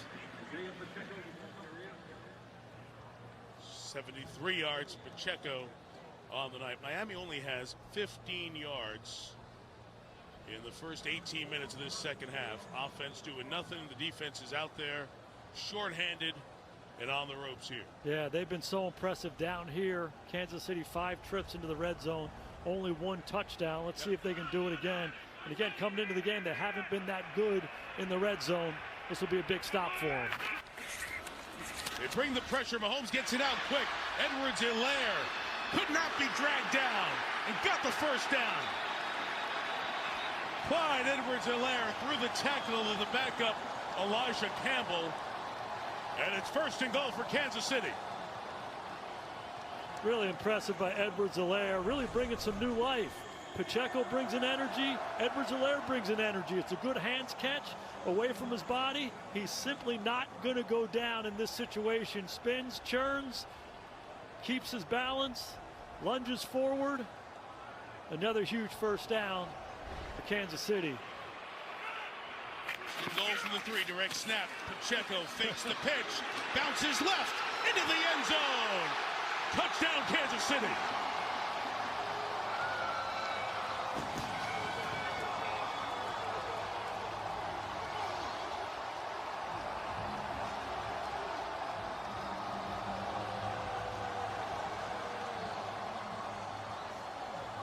Absolutely love how this Kansas City Chiefs offense has evolved over the course of this season and how they're playing this game, featuring certain players. But Andy Reid loves these kinds of plays down in the red zone. Hallmark plays for him over the last number of years. Pacheco executing it, finishing the drive. Harrison Butker took a little slip there, but he's been perfect on kicks tonight. 26-7 Kansas City. Miami's defense had to come up with a stop, and they were very close to coming up with that stop. With the Christian Wilkins 2-step roughing the passer, the no hold call led to the snap. Pacheco almost lost it, faked it to Mahomes, And the bounce to the outside, 21 carries, 78 yards. And a guy deserves a touchdown the way he has run and set a tone tonight. 26-7 Kansas City. Time now for our Hotels.com in-game update. Jason, as we look at this game tonight, we turn our attention towards the games tomorrow. And Matthew Stafford was the first-round pick of the Lions, first overall. Jared Goff was the first overall pick by the LA Rams the year they moved to Southern California from St. Louis. Tied forever after Goff didn't win the Super Bowl, traded. Stafford comes out to LA, beats the Bengals in Super Bowl 56. Had his moment in the sun, but over the last couple of years, Goff has led the resurgence of the Lions. And we talk about the script in the NFL, you couldn't ask for a better script than those two meet in the first playoff game in Detroit in some 30 years. That'll be tomorrow night on NBC. Yeah, just an amazing story. Matthew Stafford being the face of that franchise for so long and taking so many lumps. And then he gets a chance to go out to LA and wins the Super Bowl and then kind of going back the other way. Meanwhile, Jared Goff goes from LA to Detroit. His career gets revitalized. Now they're meeting back in that place.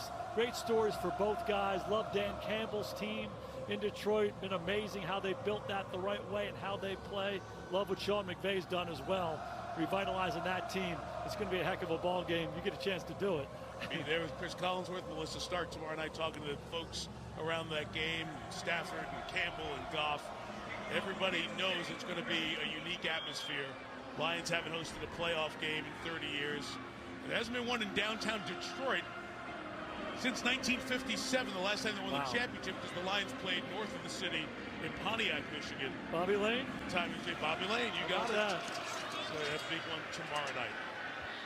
Touchback here on the Butker kickoff with the wind in his back. Dolphins take over at the 25. You said it, Jason, coming in. It's a Pacheco kind of night, and he's delivered. Yeah, embrace the new identity of this football team. It's not quite so high-flying as it's been in the past, but it still can be effective, and this guy is a big part of it. We talked about how he runs angry. They've been physical up front. He's been running angry, and when it's -7 degrees out, they don't want to tackle you time and time again. He's a big part of what they're doing. You see the numbers in both games. The regular season win in Frankfurt, Germany, and this win in the freezing cold if Kansas City hangs on in the last 11 minutes. 25 Tua. They've had no offense going. Big play downfield. Nothing for Waddle. And incomplete. Remember, they had the 53-yard touchdown to Tyreek Hill in the second quarter. Their only points. Their other 33 plays have averaged, or been total rather, of 98 yards. They've averaged 3 yards a play other than that one big one. And it's been one of the stories for the Dolphins all year long. They've bludgeoned lesser opponents, and then when they've played against the better teams, particularly on the road, they've had a harder time on offense. And trust me, this Kansas City defense, one of the best in the league, in this environment, as hard as it gets. Now down 19, trying to throw with this wind, this cold. It's Bolton tying up Tyreek Hill. Bolton's got a cast on that left hand, as you see up there. It'll set up third and about 5. They got to go fast in this situation. They got to be getting on the ball. They're too far down with not that much time left remaining in the game, but it's still about making positive plays. Good completion to Hill. They get themselves into third manageable. I would anticipate some pressure and man-to-man coverage from Spags. Tua's got to get the ball out of his hand quickly. In their playoff history, the Dolphins have never gone an entire postseason game without a third down conversion. They're 0-7 tonight. And they just turned 3rd and 4 into 3rd and 9. Delay a game. Offense. 5-yard penalty. 3rd down.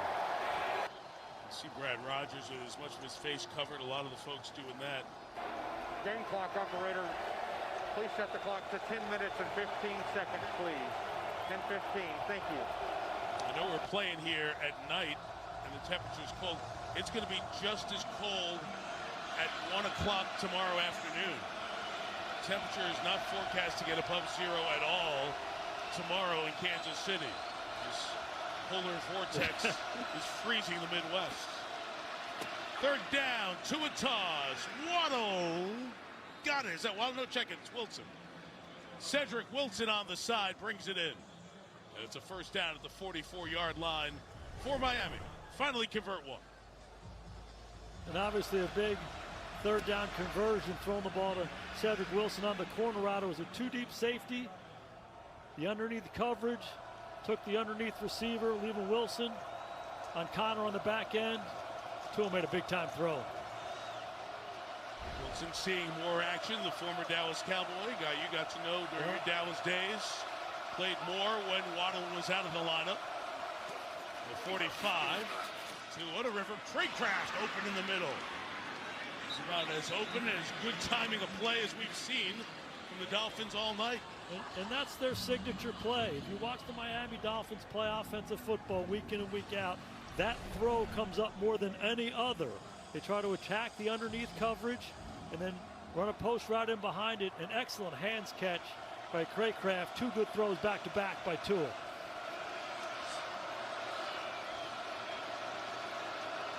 Down 19, need 3 scores. 9 to go.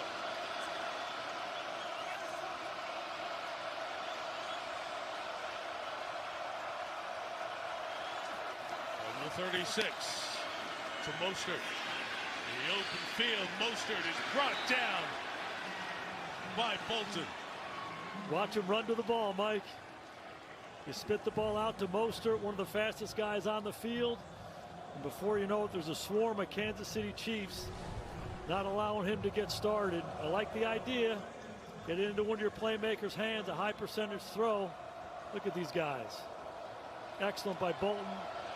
Maintaining leverage. The big guys are running. The linebackers are running. No place to go. Down 19. You need the ball 3 times. Go faster. Urgency would be an option here, right? After snapping the ball with 3 seconds to go on the shot clock. Amen. 2nd and 13. Tua going to step up, take off again. Run towards that sideline. Get a first down out around the 25-yard line. So I don't know if you had that in the game plan tonight. Tua running for 2 of Miami's 9 first downs. One of the things that Kansas City is going to do in these situations, they're going to play 2 deep zone, and then they're going to play man-to-man underneath it. And so all the underneath cover guys have their back to the quarterback, so if Tua can break the line of scrimmage, those plays will be available for him. They want to double Waddle, they want to double Tyreek Hill with those 2 deep safeties. Quarterback run opportunities are there. It out. The pressure holds up for Tyreek in double coverage. Big play over the top to knock it away by L'Jarius Sneed. He's had a phenomenal season, and he goes up to break up that one. This is Tyreek. He's the inside-most receiver on the right-hand side. Bringing some pressure off the slot. McDuffie reroutes him, and then Sneed from the outside sees the ball go up in the air and goes and gets it. What an athletic play by Sneed. Almost catching that thing. We talked about it. It's icy down there. It's cold out. Pretty impressive. Those are the 2 guys. Those are their 2 coverage guys. 2nd and 10. Tua trying to fling that out. It's a fumble. Backwards pass, live ball, and out of bounds. So assuming it is judged as such, it'll be Miami ball at the spot it went out of bounds. What a killer. Clock keeps running. Chris Jones in the middle of the defense. He's thinking of challenging, saying it was a forward pass and why then not? tip to go backwards. Terry McCauley will bring you in. Yeah, Mike, it is a forward pass. You can see it hit number 74's head right in front of the quarterback right after he releases it. So this is forward. Once it touches him beyond the release point, it's forward no matter where it goes after that. Even though your guy heads it back the other way, it's still a forward pass. Correct. Got it. Terry, thanks. One thing that's pretty noticeable, Mike, is this Kansas City defensive front. They're pinning their ears back. Thought Karlaftis almost killed Eichenberg. Miami is challenging that the previous pass was forward. Plays under review. Take the review there. May have seen a familiar face, Clete Blakeman, a referee in the NFL, a good one who I'm sure we'll see later on in the playoffs. He's over on the Miami sideline, and he was in communication with Mike McDaniel as well. alternate officials who are assigned to the game, 5 of them. They work the sidelines. They help the communication with the head coaches, and they get direct answers there. Chris Jones being disruptive, but Karlaftis knocking the center right back into Tua. Pretty fortunate, hit his helmet. You see Brad Rogers on the communication before he opens his mic After to the review, stadium. the ball was going forward and hit the helmet of a player. Therefore, by rule, it's a forward pass, even though it did go out of bounds backwards. It's an incomplete pass. Miami has not charged a timeout to retain their challenge. Thank God for Terry McCauley, huh, Mike? Absolutely. And we should get a reset of the clock, too. There we go.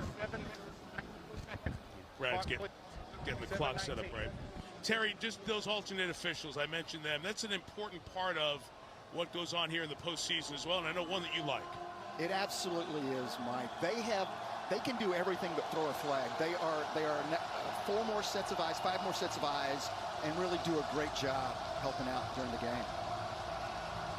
So the incompletion brings up 3rd and 10, and you saw from that aerial shot taken by our director, Pierre Moussa, how much more icy it is down at this end of the field, as if the mountain isn't tall enough for the Dolphins here.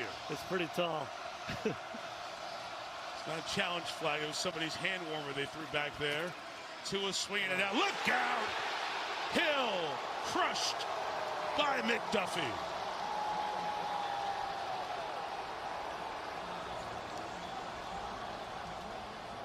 McDuffie was shot out of a cannon. Tua had his eyes down the field, then he wants to kick it wide to his best player. McDuffie all over it. Big physical hit. 4th and extra long for Miami. The mountain is really steep and it's really icy, Mike. I'd anticipate zone by Kansas City, maybe some man under. It's a long way to travel. Got to get 16 yards. 6.5 to go. Chiefs bring 4 underneath. They're trying to run for it with Wilson. Not close. And Kansas City will take over at their own 22-yard line. In great shape to advance again. Up 26-7. Time now for a Geico in-game update. Keeping warm. Jack Collinsworth, Tony Dungy, and Rodney Harrison. Yeah, Mike, this is the Kansas City Chiefs we're used to seeing by January. Haven't seen it for the entirety of the season, but we're seeing it right now when it matters most. And a little different way to do it. Defense, that front 7 been dominant, stopping the run and pressuring the passer. Coach, I'm a big fan of these young superstars. Isaiah Pacheco, he's an absolute stud. And Rashee Rice, what he's doing, able to accomplish in his rookie year in a playoff game is huge. Is this a Chiefs team that can make a run? They've been the team to beat. How do you see it as these playoffs unfold? They've got Patrick Mahomes. They can make a run. Absolutely. The experience that they have and the improved defense, I like them. How about for the Dolphins? What's been most disappointing with this performance? No continuity on offense. I thought they'd be able to run the ball better, and the passing game has been out of sync. On the defensive side of the ball, they look soft. They're running around blocks. They're missing tackles. Just not the Dolphins defense they need to have. All right, coming up, we are off to Detroit. The schedule headed your way this weekend. Your hometown. I see you, Coach. And that was your Geico in-game update. We'll see you at the airport. Mike Tirico. We look forward to it, Jack, for sure. As this NFL playoff will continue with 2 more games tomorrow. That Buffalo game moved to Monday late afternoon.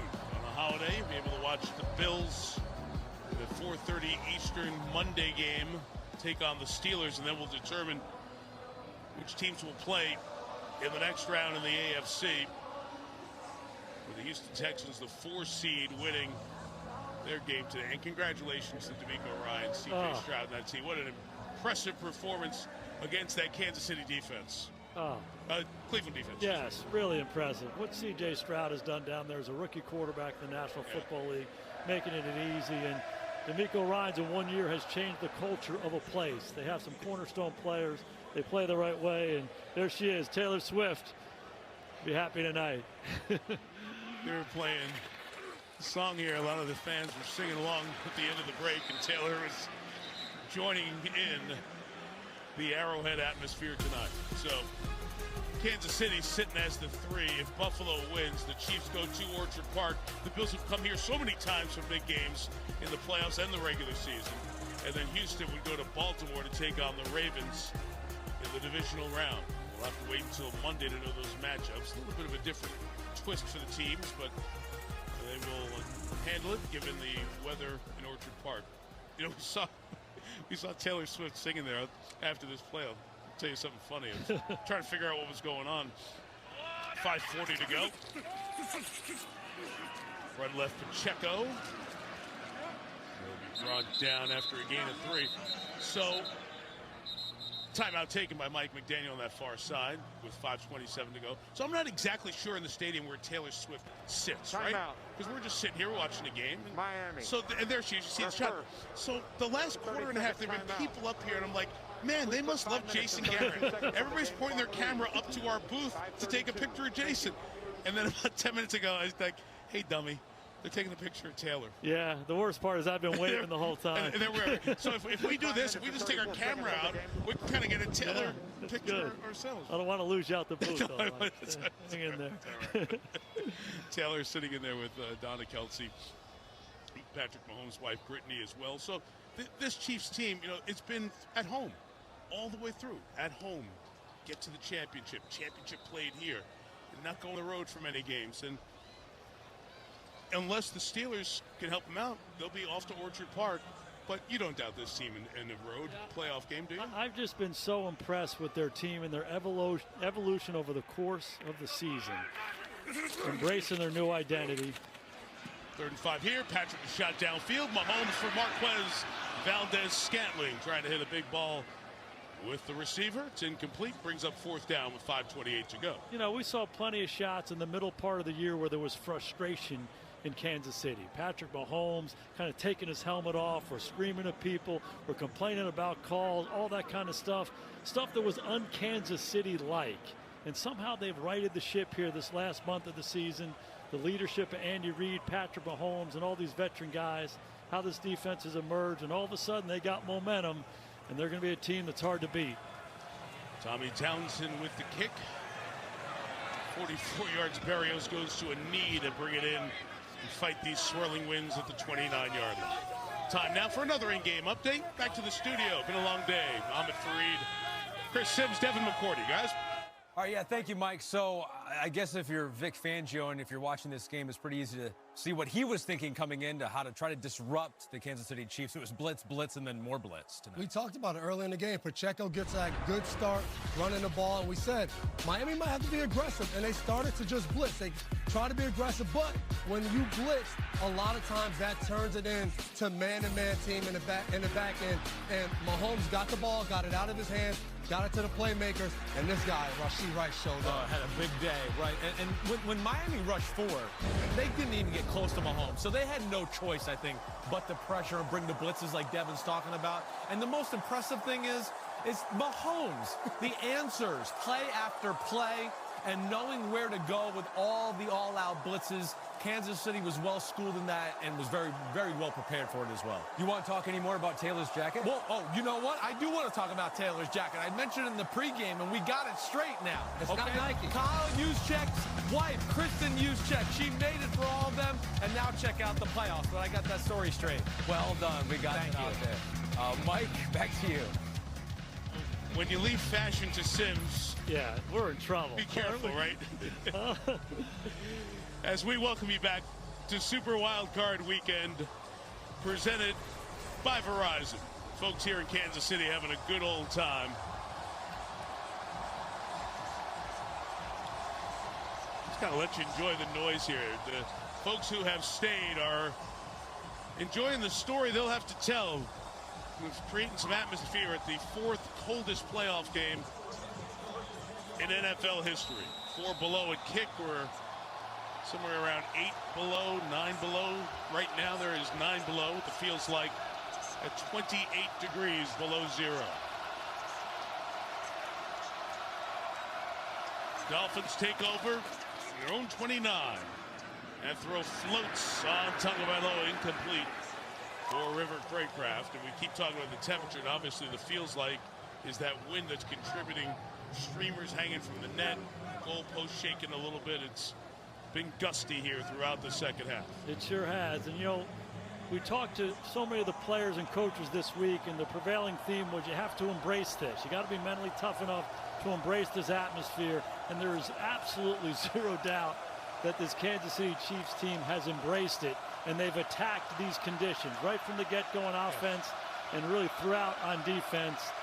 It's been awfully impressive. Tua restarted Waddle's motion.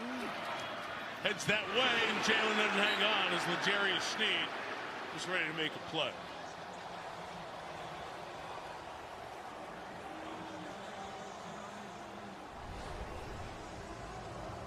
They're moving Waddle across the formation. A good adjustment by Kansas City. And just love L'Jarius Sneed. This is a legit cover guy. Week in and week out, he goes with the best receiver, plays a man-to-man coverage, but time and again tonight we've seen him be physical. Coming up and tackling running backs and receivers. Good example there. When their corners tackle, they have a chance to be a tough football team. That's what Kansas City is. 3rd and 10. And Tagovailoa gets it to Durham Smythe. Will only gain a couple of yards. And 4th down coming up as we hit the 5-minute mark. This Miami offense just has not been able to convert the 3rd downs. Karlaftis there on that stop. 1 of 10 on 3rd down tonight. They're just a different team when they leave their building. They're so fast outside, so fast with the running back position. When you come up here on this surface in this weather, Kansas City looks just as fast as Miami, and that's typically not the case. Chiefs have been all over them all day long. Here comes the pressure, picked up nicely as Tagovailoa throws complete for the 1st down to Wilson. Robert Hunt, the right guard, did a great job picking up late pressure to keep this drive going. Yeah, heat, more heat. Spags still bringing it. This is Joshua Williams, the corner from the boundary, brings the pressure. Tua feels it. He moves to his left, makes a big 4th down conversion.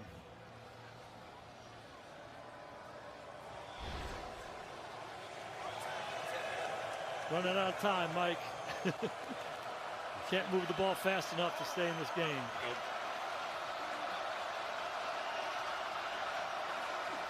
Chiefs dropping back in his zone. Tua tries to take the underneath pass. Miscommunication there with Jeff Wilson Jr. As we look forward here for the Dolphins towards next season, with time dwindling and the deficit 19. Next year, Tua Tagovailoa's 5th-year option, $23 million for that. And the conversation will come, will there be a long-term deal? And the conversations were had a little bit on the front end of the season, nothing during the season, and that will be one of the big postseason items. And after this play, I'll have you weigh in on where you think Tua's fit is here going forward if the Dolphins have their guy at quarterback for the future. 2nd and 10. Great stats this year for Tagovailoa. That pass behind Wilson and incomplete with L'Jarius Sneed there on the coverage. Obviously a disappointing day for Tua and this whole Miami Dolphins team, but there is no doubt in my mind he's the quarterback of the future. It's so hard to get a quarterback. When you watch these teams that are still playing, who has a chance to keep going? The teams that have a quarterback. And what he did down there this year, record-breaking season for him. The health was an issue coming into the season. He was healthy throughout. So when you get a young guy like this who can be prolific throwing the football, you sign him up and you keep him as long as you can. 5th in the league in completion percentage and touchdowns, passer rating, led the league in yards. Willie Gay deflects that in the middle. Pass incomplete. It'll bring up 4th down. We've seen it over the years, teams that have this great smooth offense, and you got to learn some things. And where do you learn? Against the best teams in the playoffs. And you know, Mike McDaniel and these guys will take this back to the lab, figure out how to keep the sizzle and add something to it to win these kind of games. Yeah, no doubt. And you know, we showed the coldest games in the history, obviously the Ice Bowl being one, but number 2 was the Chargers in January of '82 going to Cincinnati. 2nd coldest game, and the Chargers at the time, the most high-flying outfit in ball. And coming into this, it kind of reminded me of the same thing. Can they handle these conditions? Will they be a different team? Certainly they haven't been as good as they've been all year long. Beautiful throw on 4th down there.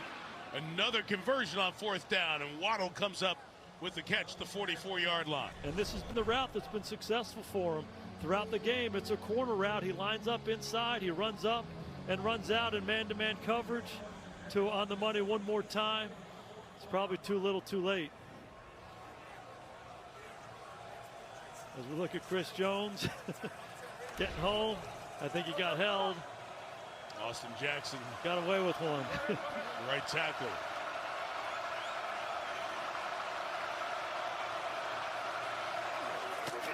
Hitting 4 minutes here. Inside throws broken up. Intended again for Cedric Wilson Jr. You know, in these situations, obviously these guys are pro football players. They do this for a living, but can't help to think those guys on the defensive side of the ball for Kansas City harkens back to days when they're kids. You know, you go out there and it's snowing and you're playing and you're way ahead in the ball game. You can almost see the smiles on their faces as they're attacking these plays and trying to get after the quarterback, playing with a great spirit, have done it all night long. Fun time to be a Chief. Tyreek in the cape on the sideline. Great craft heading upfield. The pass is incomplete. It's behind Wilson. Bring up 3rd down. Andy Reid's asking the down judge on his side, why isn't that illegal motion heading upfield early? We see a lot of that, especially in this Dolphins offense. And the motions that Miami has in that offense, that's really been spread all over the league. I mean, people that had ultimate compliment, they saw some of the Dolphins stuff and put it into their offense just like that. No doubt. You know, motion's been around football for 100 years, but the way they do it, how quickly they do it, how they do it right before the snap, how they do it so fast and hide guys, it's impressive, and it's certainly spread like wildfire throughout the NFL. Extra man comes, Tua in all kinds of trouble. Just put it up for grabs as he got away from Karlaftis. That pass is incomplete. He's out of the tackle box.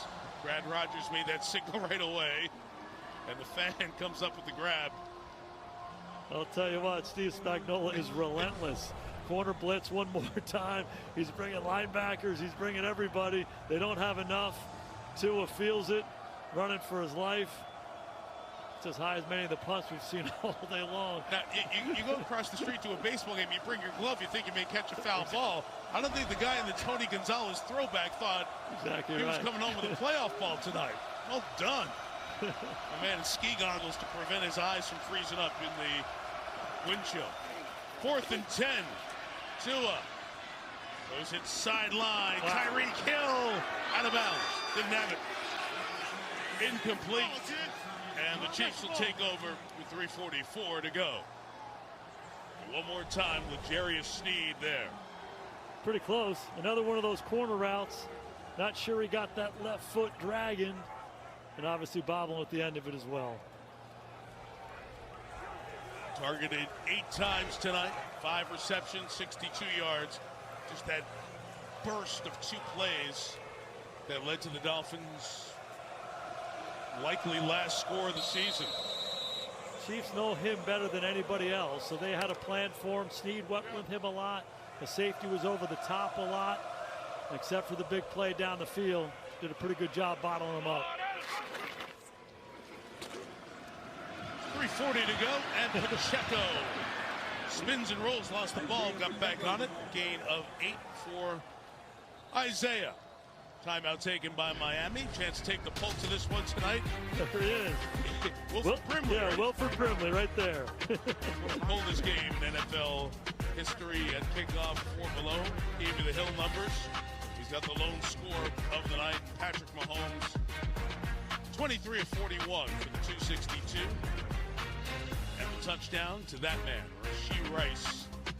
Just has impressed throughout the season in his playoff debut, sets a rookie playoff record for this Chiefs franchise. I thought the plan was masterful by Andy Reid and the offensive staff in Kansas City. Let's make it about the guys we can trust. Let's make it about Patrick Mahomes. Let's make it about Isaiah Pacheco. Let's throw it to Rashee Rice. Let's throw it to Travis Kelce. They did it time and time again in this ball game. They consistently came up with the plays. After the gain of 6. Running to the left for Edwards-Helaire, who does that for the 2nd time tonight.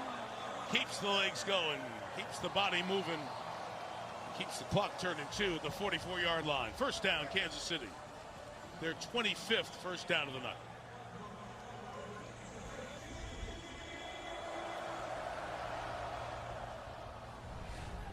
So a Chiefs win tonight means that if Buffalo wins, they go to Orchard Park in the next round. If Pittsburgh wins that game on Monday, the Chiefs will take on the Texans. They've met 3 times in the postseason, Chiefs winning both. And that would be Andy Reid against D'Amico Ryans, who played his final, or played for Andy Reid in Reid's final season in Philadelphia in 2012. Run of 1 there. Speaking of Philadelphia, the NFC bracket looks like this. The Niners feed up and watching this weekend. We get the NFC bracket going tomorrow. Packers and Cowboys.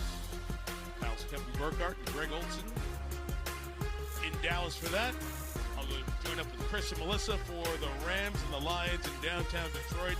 And then Monday night, Joe and Troy and Lisa Salters will have that 5-4 game. Very intriguing game with Philadelphia, Jason, with what they've done and haven't done really after their terrific start, now playing the Buccaneers. You know, I've been shocked by their demise.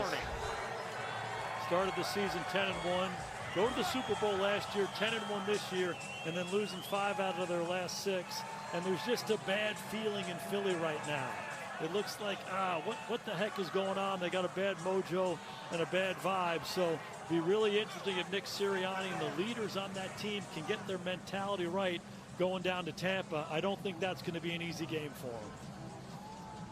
2-minute warning here in Kansas City before 2nd and 10. And needless to say, we want to say a sincere thank you to the many, many people, the men and women out there, cameras, audio, everyone out there. You see a lot of folks in those ski goggles with as little exposed skin as possible. I don't care what it is still freezing cold out there. And the pictures have been fabulous tonight, put up there by our producer, Mark Titleman, our director, Pierre Musa. But thank you to the entire crew just finding a way to make it through. Really amazing stuff. And how about the crew that put together our booth? Yes. Warm and comfortable in here. Everybody up here made this as comfortable and enjoyable as possible here tonight. As the place empties out, everybody heads for warmth. We're going to give you a Chevrolet postgame on the drive home. Kaylee Hartung will interview the stars of the game, and Jason and I will take one more peek forward to the Rams and the Lions in the 3-6 game in the NFC. This is the 3-6 game in the AFC. And the Miami Dolphins' inability to win one of those last games down the stretch. You know, you always look back, you look at the schedule, you look, oh, I should have had that one. Everybody's got a game that you kind of rue at the end of the year. But what happened in that Monday night game against Tennessee, Tyreek Hill gets hurt, right? Hurts his ankle in that one. They lose the game late, the late rally. Fumble, ball in the air. And let's see who is on that. Looked like the Dolphins had a couple of players there. And Miami has recovered. Deshaun Hand comes up with the turnover. Recovered by the defense. Just the second one of the night, and the first by Kansas City.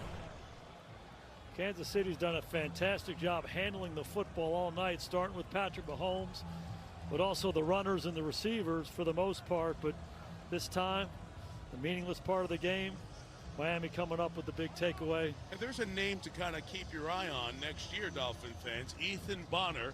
I mentioned he came in because of injuries. Had only played 12 defensive snaps all year.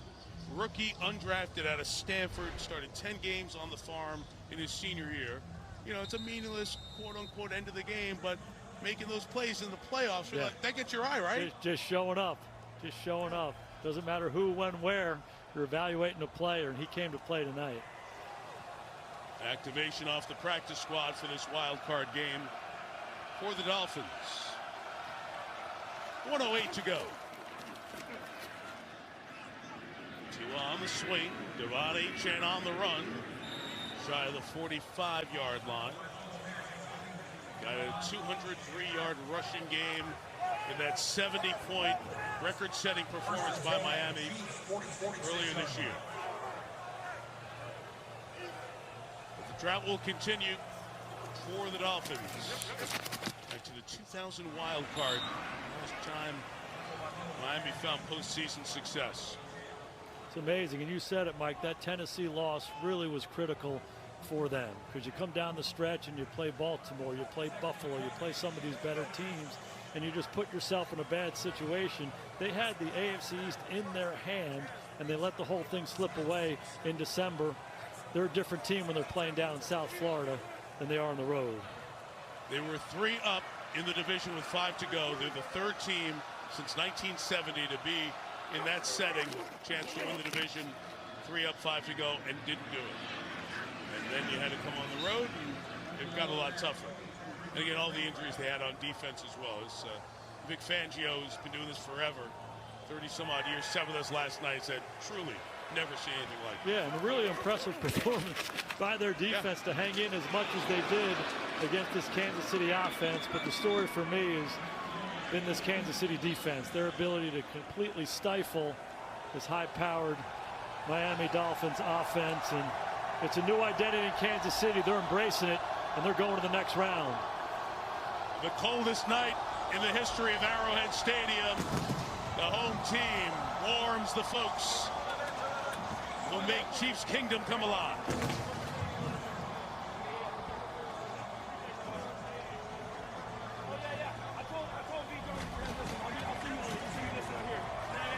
A class of respect between those guys and them as well. Andy Reid will get into the locker room, let everybody warm up and say, how about those Chiefs? And Mike McDaniel, an outstanding foundation they have built in Miami, back-to-back appearances in the playoffs, but knocked out the wild card game for the 2nd straight year.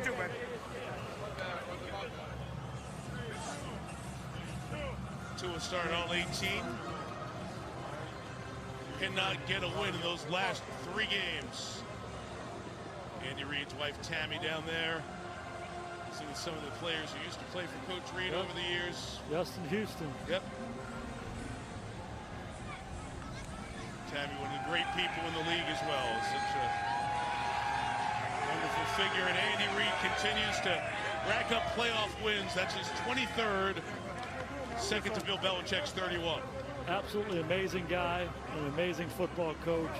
Been a mentor to me and so many others throughout the years, and you're so happy for his success. They do it the right way in Kansas City. Just walked off a field as a winner for the 281st time. Wow. in his NFL career. Nuts. A lot of W's. Hey, our special thanks to our sponsors for this commercial-free 4th quarter experience. We enjoyed it, hope you did as well. Coming up next, it's the Chevrolet postgame here on Peacock, right after these messages.